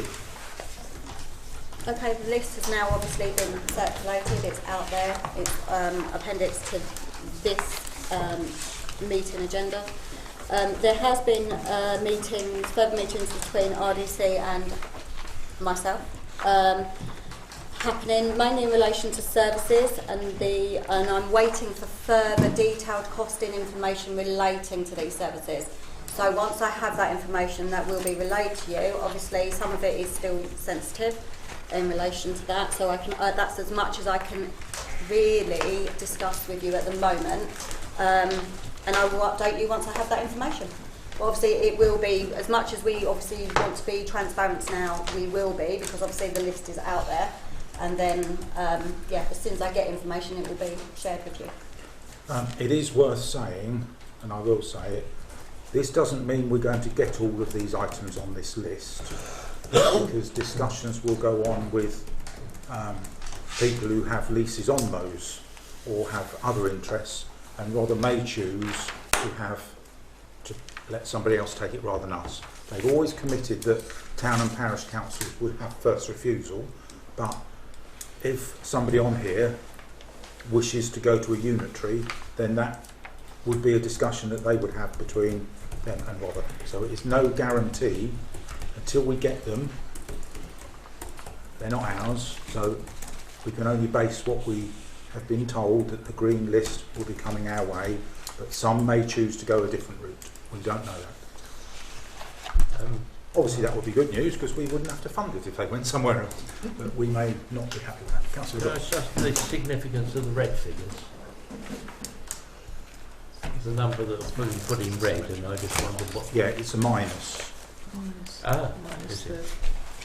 the income and the cost. The income is negative. So, but that's under OPEX maintenance. I mean, Bexhill Cemetery is a negative 217,000. From the income. Well, the income is 165. Yeah, and the cost to maintain is 217. Okay, well, it's just others. Most of the others are in black. So, but the cost is a cost. Our I clerk will don't quite clarify. understand it. our clerk will clarify the number. Okay, Councillor Glynn.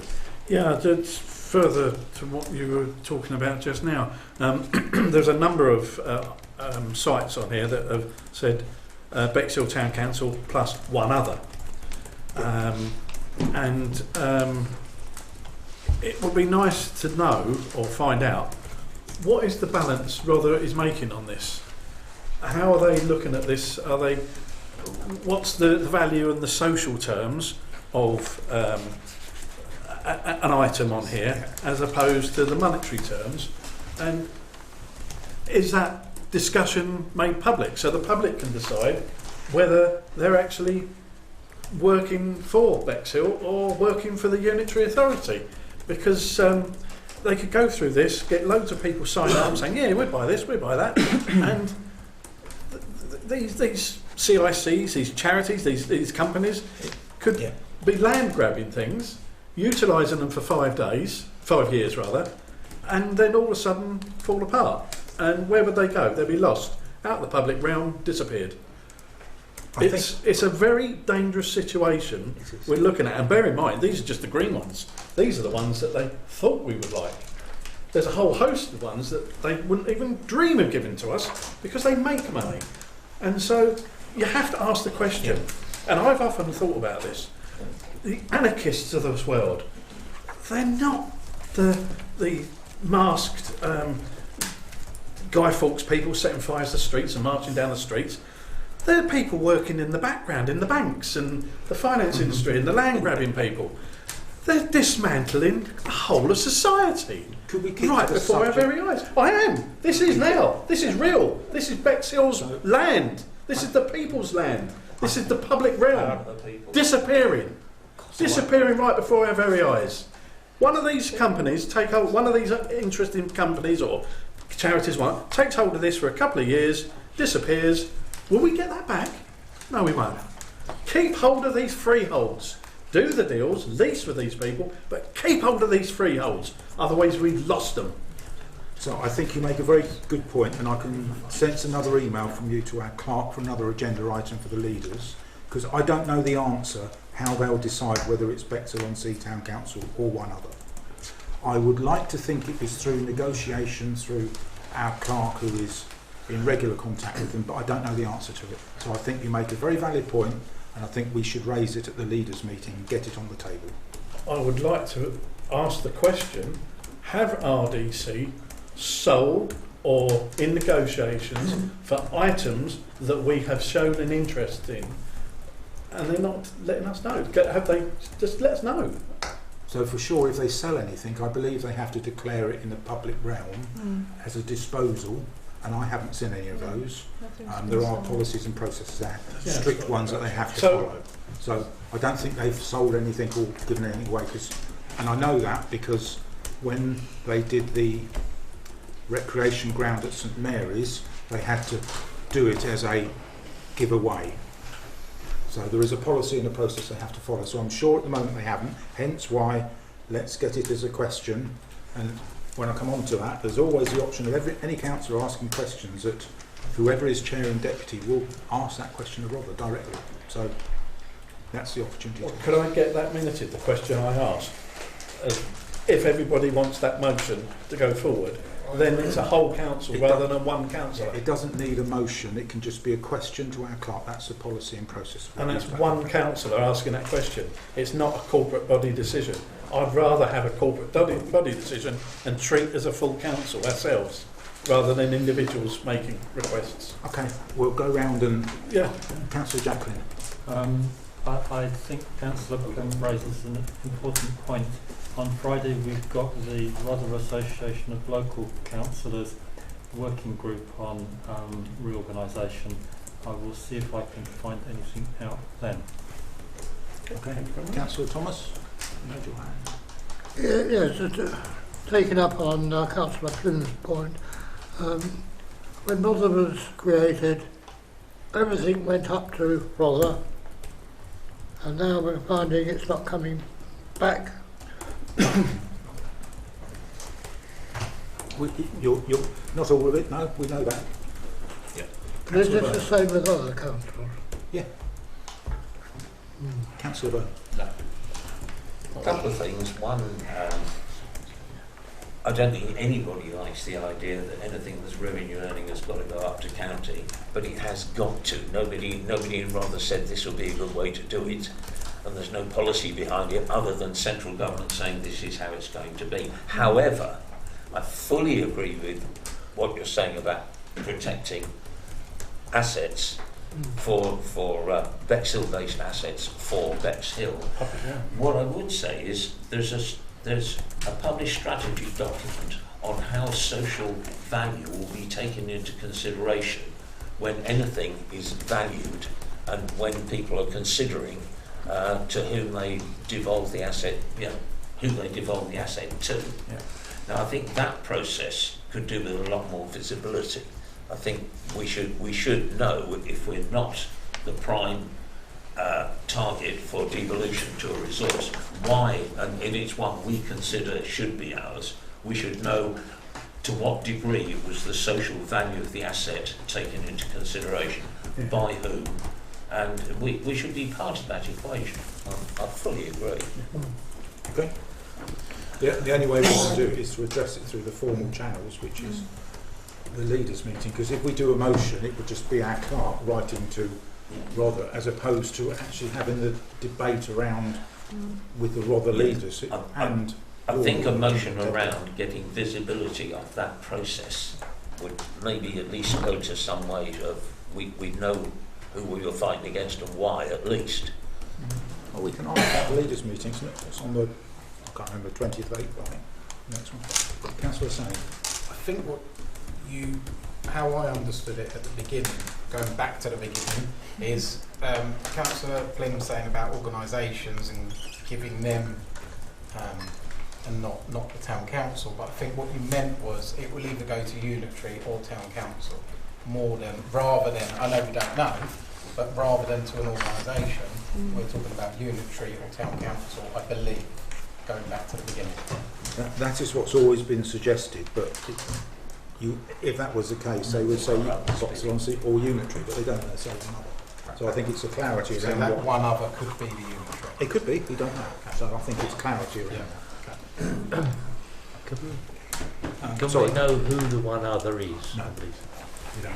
They can know we are the other one to them, but that's the issue. We don't know what one other is. It could be the unitary, it could be that's where we need the visibility. John Smith CIC, we don't know. Councillor Carroll. Thank you, Chair. I think the key word, listening to Councillor Flynn, was negotiation. It wasn't what was been sold. Bexhill is changing rapidly. We're driving around roads we don't recognise anymore, and we're seeing landmarks that are disappearing. And that there is a possibility that this, like Councillor Flynn says, does go to another group that doesn't get run properly, and then we lose even more of Bexhill because that's sold off for more land space for building, etc.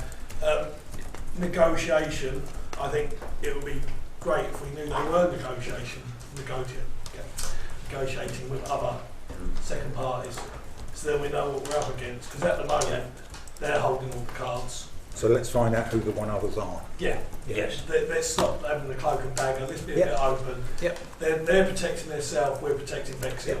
That's why I said if I knew who the other one was, I'll tell you who it was now. Yep. And they should be open and transparent. Yeah. So let's ask the question. I think it, to a certain degree, it's regardless who the one other is. It's going out of the public realm.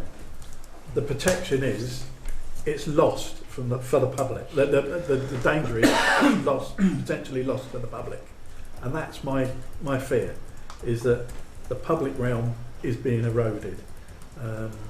So I am on the same page that we should protect what we've got, but we don't know who the one other is. If the one other is a unitary, then it's not being lost. So it's still here. It's being lost to, but the unitary will have twice as many councillors on it as East Sussex has right now. Yeah, and the biggest danger is the orange list and the red list that we're not seeing at all. We haven't got a clue what's happened with them. Haven't got a clue. So we need to move this on because time is ticking. I think we've got some questions that just need to be emailed to the clerk to ask at the leaders' meeting, to put it on the table and say, simple as that. I did put a motion forward, and I just wondered whether I had a seconder for the motion I put forward. If I haven't, and you're happy for the leader to discuss this, fair enough. But I think as a corporate body, we should actually all speak together and as one. So what's the motion? The motion was Have RDC sold or in negotiation with others to dispose of any of these assets on the green list? No, they haven't. We know the answer to that. Well, do we? Yes, because to sell it, you have to go through a policy process, which is to go into the press and advertise that they are selling it. But it's negotiation is the word we should be focusing on. They won't tell you that. Exactly. They should. But they won't. No. But we've got to ask the question. We've got to ask the question, and I just want to know: are we all singing on the same hymn sheet? Because it's got to go to the vote whether the motion goes forward or not. If it doesn't go forward, it doesn't go forward. Doesn't matter. I mean, I'd like it to go forward. Well, I second it. Oh, we've got a second. Can I just suggest a solution to it? Let us talk about it and ask the question and see what the answer is from the leaders, and in which case I will put it forward as a question at the April full council meeting, depending on what the answer is. Because we have worked very hard on building a relationship with Rother, and I'm not saying I'm afraid to stand the ground against Rother. I am quite happy to ask the questions, but it just creates a lot of unnecessary work because someone's got to go and do some work afterwards. And it would just make life easier if we could have a conversation with the leaders, see what the answer is, then if the answer isn't, if it's just going to the unitary, it's just a waste of time. If the one other is the unitary. No disrespect to you on that, but last time we did that, we asked about the budget and we got told the wrong information, and we ended up making a budget for 1 year that was for the next year that was completely wrong, based on the information that came from the leaders' meeting. Yeah. So there's no real guarantee on that. We have had a seconder, so I'll put it to a vote. All those in favour. Can you just restate the motion, please? Have RDC, Rother District Council, sold or in negotiations with others to dispose of any of these assets on the green list? You happy with that, Councillor? Yeah. Got a seconder? All those in favour of that, please show. All those against? That's carried. Thank you. Okay.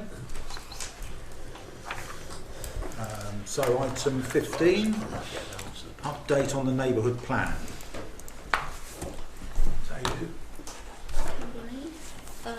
Just to note that all the relevant documentation has been resubmitted and it did meet the criteria. We're waiting for an update from the RDC planning or principal planning officer on what the next step will be. However, they are extremely busy dealing with the consultation on the local plan.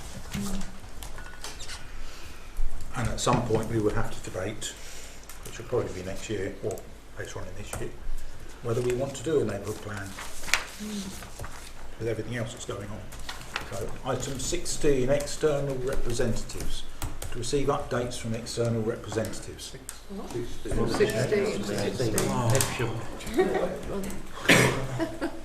Somewhere to be. After holiday we're in. Still in Thailand, sorry. Yes, 16. Update on Bexhill. Due to the fact that obviously Bexhill Recreation Ground is now on the green asset list, there is no longer a purpose to continue with the lease as we potentially get the freehold in the long term, potentially. And that's with discussions with RDC, devolution team. I've met with RDC and we are looking at a memorandum of understanding so that the play park can proceed alongside the transfer of the asset to avoid any further delay, further updates follow. I'm waiting for that MOU to be put together, so who knows how long that will be. See you in 2 years. Councillor Rowell. Through you, Chair, I know you're doing your utmost on this club and I appreciate that completely.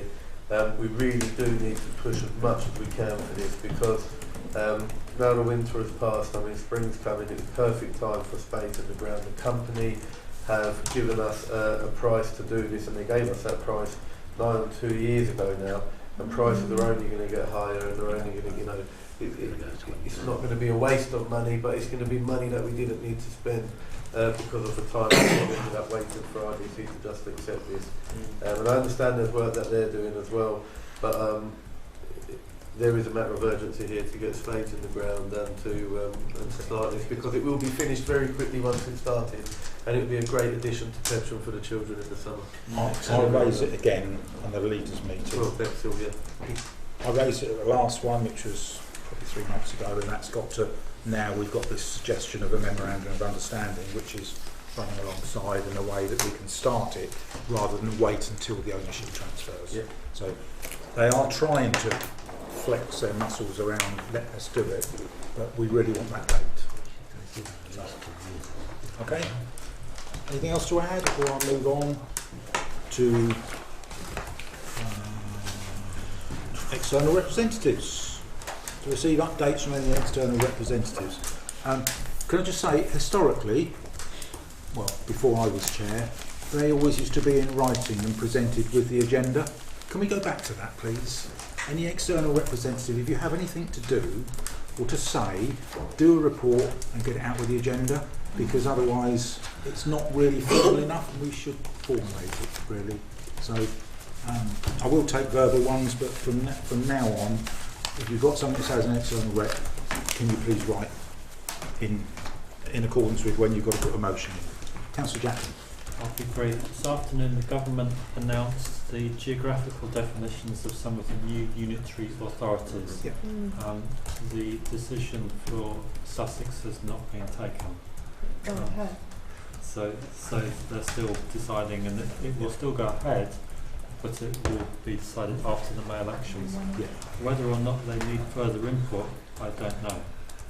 And how we would do that, I don't know. I'll try and find out on Friday. Okay. Any others? I'll give a bit of good news if you haven't seen it. The Neighbourhood Board had their first 4-year investment signed off by MHCLG beginning of the week. So we should start getting some funds coming through to start making some of the projects happen to regenerate parts of Bexhill. So really good news. Again, we seem to be leading the way with all the neighbourhood boards in the country. Bexhill is the one that they're using as a sort of blueprint for others. News to the rest of the country, they've highlighted another 40 towns which are going to get similar money for Pride in Place, so that's all good. So watch this space. Any others? Otherwise I'll move on. Item 18, we're on to motions. Councillor Lee, 18A. Yeah, can we defer that one, please? Defer or remove? Defer for the moment, please. Defer to April. Thank you. Councillor Al, 18B. I tried to write this motion as openly as possible and add as much information in there as I possibly could. I know we've already spoken about county today, and we've already spoken about highways today, and drop curves and additions to the streets and additions to the roads and how underfunded they are. But regardless of that, this is a super important motion. There has been an illness in one of the school patrol officers at St Peter St Paul's. He's not been able to attend and not been able to do his duty, which has been unfortunate. There is no one there that can back that up, unfortunately, at the moment. And it's a really dangerous road. And one of the reasons, actually, for the danger there is not the fact that there's not what we call a lollipop man or woman there only, but because of how distracted the drivers are on Buckhurst Road due to the potholes. And we're laughing about it, but close to a month ago there was a child that was knocked down on that street while they were trying to cross the road to go to school in the morning. People are holding lunchboxes, bags. I mean, many of you may have forgotten what it was like to carry a 3-year-old by his hand, or a 6-year-old by his hand across the street to school. But you've got all sorts of bags and all sorts of things going on, and we're trying to cross this road, and it is a split-second mistake, unfortunately. And it doesn't just stop there. The school closes at 3, and then the after-school clubs continue, which there's never been a lollipop man or woman there for anyway. So people are leaving at 4:30, 4:15, and still need that crossing there. I've also received an email from the school saying how difficult it's been for the staff themselves to be able to keep an eye on everybody. They've got 2, 3, 4 staff out there sometimes looking after the children. but they can't concentrate on them fully at all times. And I understand what we've said today about funding for highways. I don't know if there's a way that we can match fund that, or maybe add something from our field money as well to help expedite this and get this done as quick as possible. But a zebra crossing there on Bacchus Road at St Peter's primary school would be absolutely huge for all the residents there and all the people that go to school in the morning. Okay. I'm really conscious we've got 35 minutes. And we are talking about children's lives We are. here and residents' lives. It's not a joke. It's not something that we should take. No one is laughing. It's the same issue as what there is in the two schools in Little Common. It isn't financial. And we have had a child knocked down. It's not financial. It's finding people to fulfil these roles. And how we do that. And I understand they're trying to do really well there. The traffic wardens that come as well sometimes. But we're talking about finances, and then we're talking about people are trying to find spaces to drop their kids off in the morning. There is no viable parking space. Yet we pay for free traffic wardens there in the morning sometimes to just make sure that they're ticketing everybody there while they're trying to drop their kids off. So maybe those finances can be redirected sometimes and put towards some good, like a zebra crossing there. Okay. Councillor Say. Yeah, I mean, motion's great. I did speak to a East Sussex County councillor about 6 years ago about this, and I was told good luck. Yeah. So, I mean, I completely agree. Yeah, but that was what I was told when I actually, at the time, I wasn't a councillor, so I couldn't really do much. Not that we can again.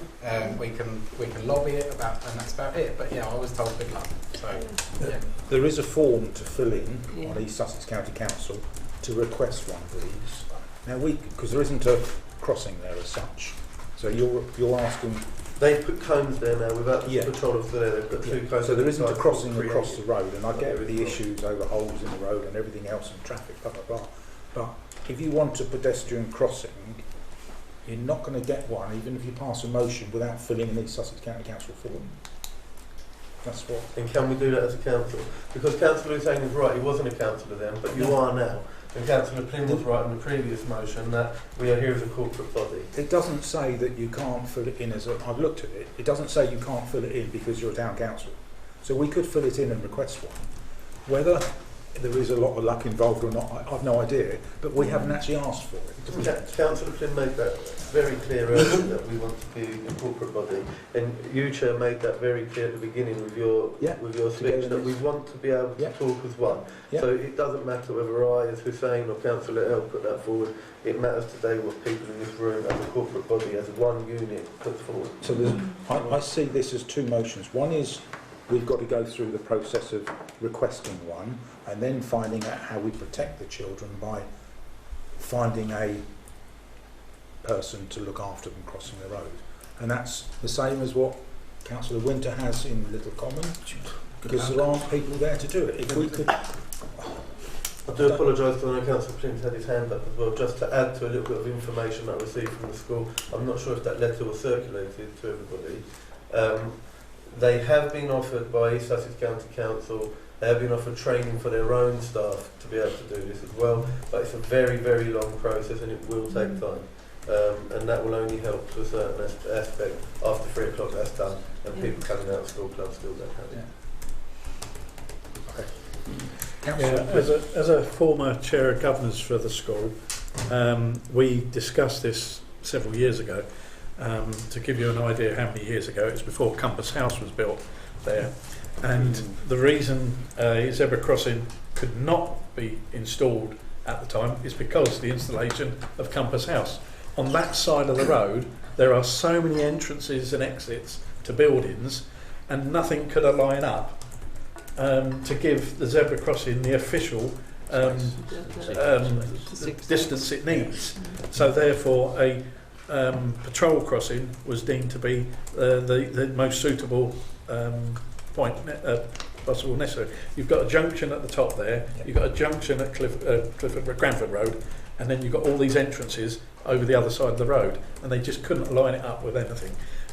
I fully support the motion. I think we should still ask East Sussex if one is possible, because the criteria might have changed. I don't know. So please, by all means, I'd support the motion. So we've got a proposal to asked for one as a town council. You got a seconder? I'll do that. I'll second. I've got lots of seconders. So let's put that through first, and then we'll debate the rest of it. What else? Yeah? I'll second. Sorry, Councillor Timpey. Yeah, could I just say, Yes. I tried to get a zebra crossing as a district councillor on Magdalene Road, and the letter I got back from the authorities was unbelievable. Just excuse after excuse. We've got 14,000 miles of road to look after, and basically saying until somebody's killed, we're not even going to look at it. So I'm just warning you, no matter what you do, you'll get that same response. I would absolutely love a response like that with a signature on the bottom that I could publish everywhere in front of everyone, and to make sure that people know who is opposing things like this and who is opposing the safety of our children. I would absolutely... I totally agree. I would not lose a limb, but I would absolutely love a response like that, to be able to have that on paper in front of me. So let's get one. I've probably still got it somewhere. I think it's important. From my experience working with All Saints, Dragonflies, Ninfield Road, we've had 2 children, I think, in the last 10 years here, and we have zebra crossings outside All Saints. It's a complete waste of time talking to some people, and I totally agree with Councillor Timpey that until something happens seriously beyond repair, then they'll listen. But it doesn't mean we don't try. No, and we don't make it work. The only big problem I have with Councillor Timpey saying about self-training is, and what I found talking to All Saints, Mr Taylor, is the parents don't listen to the teachers that have got the responsibility of looking after their own. They drive past them because they have no power to stop them. And the people know that. But yes, let's do it. Let's have a go, and let's bang the drum. We owe it to our children and to our residents to at least give it a go. I've got to speed things up. We've got 20-something minutes. So we've got a proposer and we've got a seconder to fill in the form. Let's see what happens. Then so all those in favour? Unanimous. So the next bit is, it's a 3 schools now that we know of. What can we do to find 3 people? We could pay them short term. Money I don't think is an issue, because East Sussex County have said it's not an issue. 3 people As here. far as I've heard, what is very difficult is the application to become a patrol officer. Okay. I'm not exactly sure how that works and what the application looks like. Maybe our officer has a little bit more information on that. But there'll be safeguarding issues on it. Councillor Carroll. Chair. Clark. Yes. Because I know this came up when obviously it was discussed before, and I believe the council resolution before was to take on all school crossing patrols. The responsibility sits with the school, and I believe county fund it where they deem necessary or within criteria. Now, obviously years ago it used to be, you generally retired people or people with time that can fulfil that. Nowadays it's a very convoluted and difficult process. The application form, from what I've been told, is it's the same for a school crossing patrol officer as it is for a CEO of East Sussex County Council. And obviously the people applying for it, is obviously that they don't want to fill out 20 million pages of stuff to be a school crossing patrol officer. And I believe it has to be done online, it cannot be done manually, and all of these things add to the difficulty of hiring these individuals. And also, I know from speaking to other people within highways and stuff, is that they don't want to do it either, because they don't want to go through all of that and have people running them over, shouting at them, abusing them. It's a very different, world we live in now to when originally years ago that was the case. I'm not saying that, we need them, but it's the fact that they just can't seem to find the people to do the role. It's true, it used to be volunteers did it, didn't it? So, Councillor Winter. Thank you. I was just wondering if there's some motion or something like that can come forward that we could ask the clerk to go away and look at other parish and town councils that have there must be something out there where councils have faced, come up against this issue before, with their county council.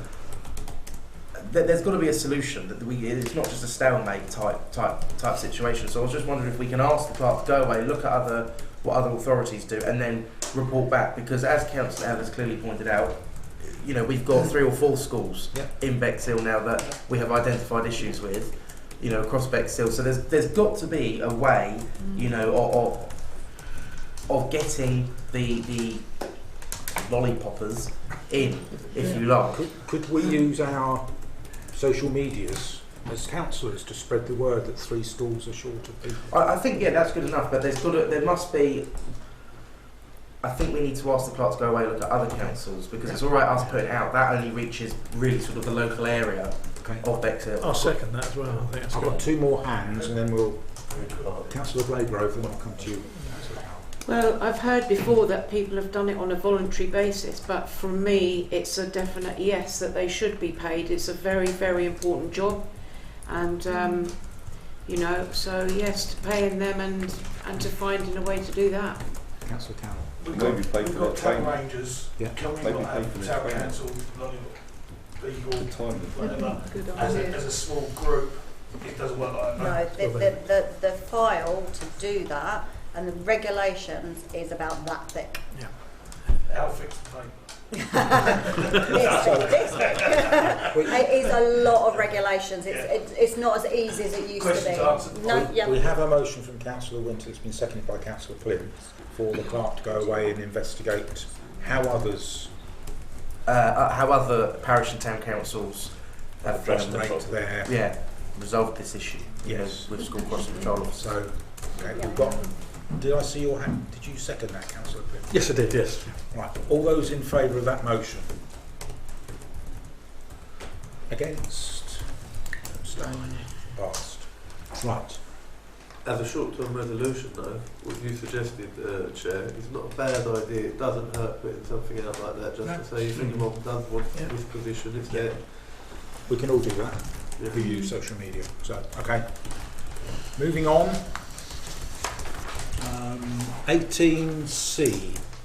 I did this. I didn't discuss with Councillor Blagrove about doing this, so I'm sorry your name is mentioned, but you did raise it at Finance and Audit, so I didn't think you would object. About risk to councillors.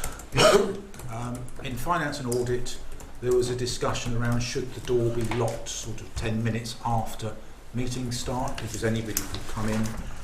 And also, I raised the issue around risk of councillors meeting residents on their own and holding surgeries on their own. In today's society that we live in, you don't know who you're going to come across. It is on our risk register not to meet people on their own. So it's a very brief debate. I'm not frightening anyone. I'm just saying it is on our risk register for councillors. If you hold surgeries, don't do it on your own because it's a risk.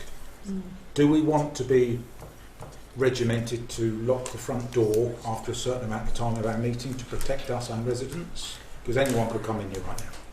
Councillor Winter. Thank you, Chair. Sort of 2 points, isn't it? It's like locking the door, and then the second point is going to meet people. I mean, I meet people all day long by myself, but I think that's down to an individual councillor basis. Do you know that person? Do you not know who they're bringing? Blah blah blah.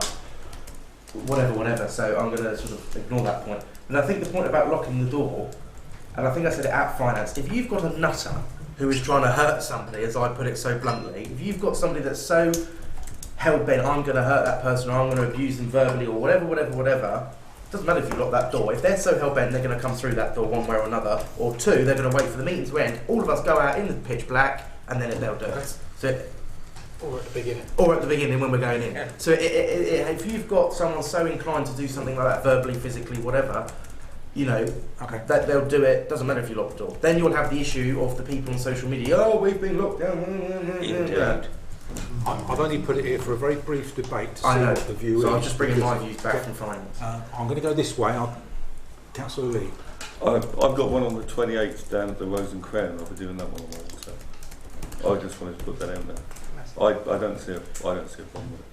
somebody else to join for a pint. Okay. Councillor Plym. The NAUC guidance is there. Our risk assessment has given us guidance as well, so there's no need to go any further. I think it's all there. We're all sensible enough to understand all that. To lock the door when we've got meetings is a definite no. We should be open to the public at any time so they can come and sit there, listen to what we've got to say and participate in this meeting. There should be no locking out of residents at any of our public meetings. Okay. Councillor Raygrove. It's not just us, is it? Sometimes there's public sitting in here at these meetings and, you know, let's say it never happens, but let's say that it actually has happened before. When you look back, you know, councillors have been targeted or whatsoever.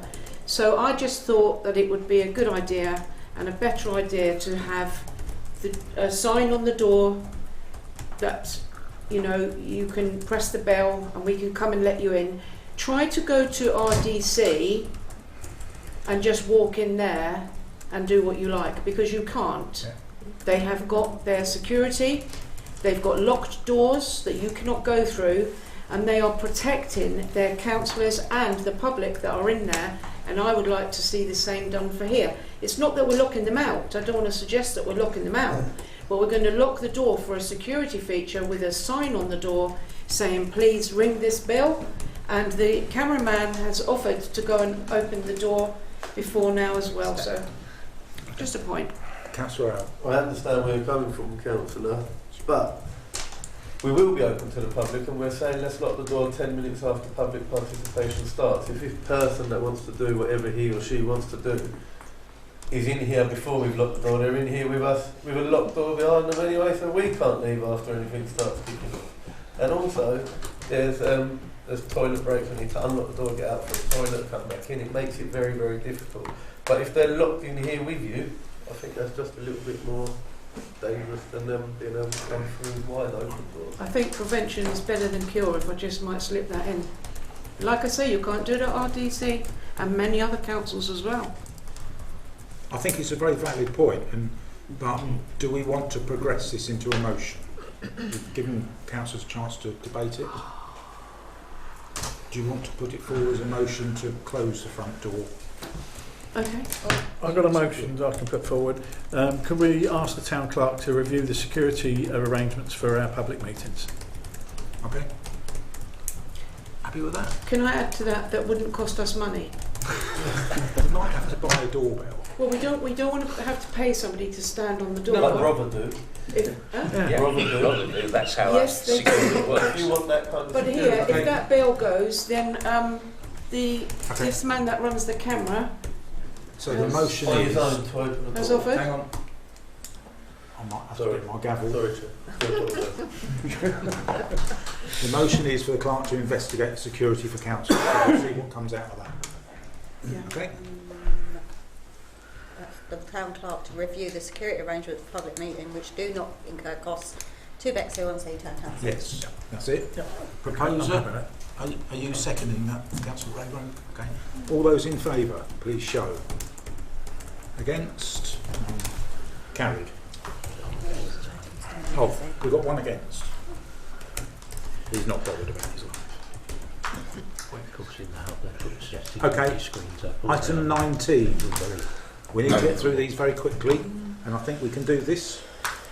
Cavendish Consulting, do the Town Council want them to come and talk to us about the development of 66-bed care home in Collington Ward? Councillor Hussain. I'd go for yes. I second that. All those in favour? Thank you. I didn't even have to propose it, it's in my ward. Brilliant. Bellway Homes to consider the following street names for the development on Turkey Road. There's 3 roads and 2 blocks. Anybody have any issues with them? I think they're all relevant to the local area, which is unusual, but so they've thought about it. Councillor Plym. I got some issues. Who wants to live in Brickworks Close? I don't think it's a very sort of... their marketing department must be doing somersaults over this.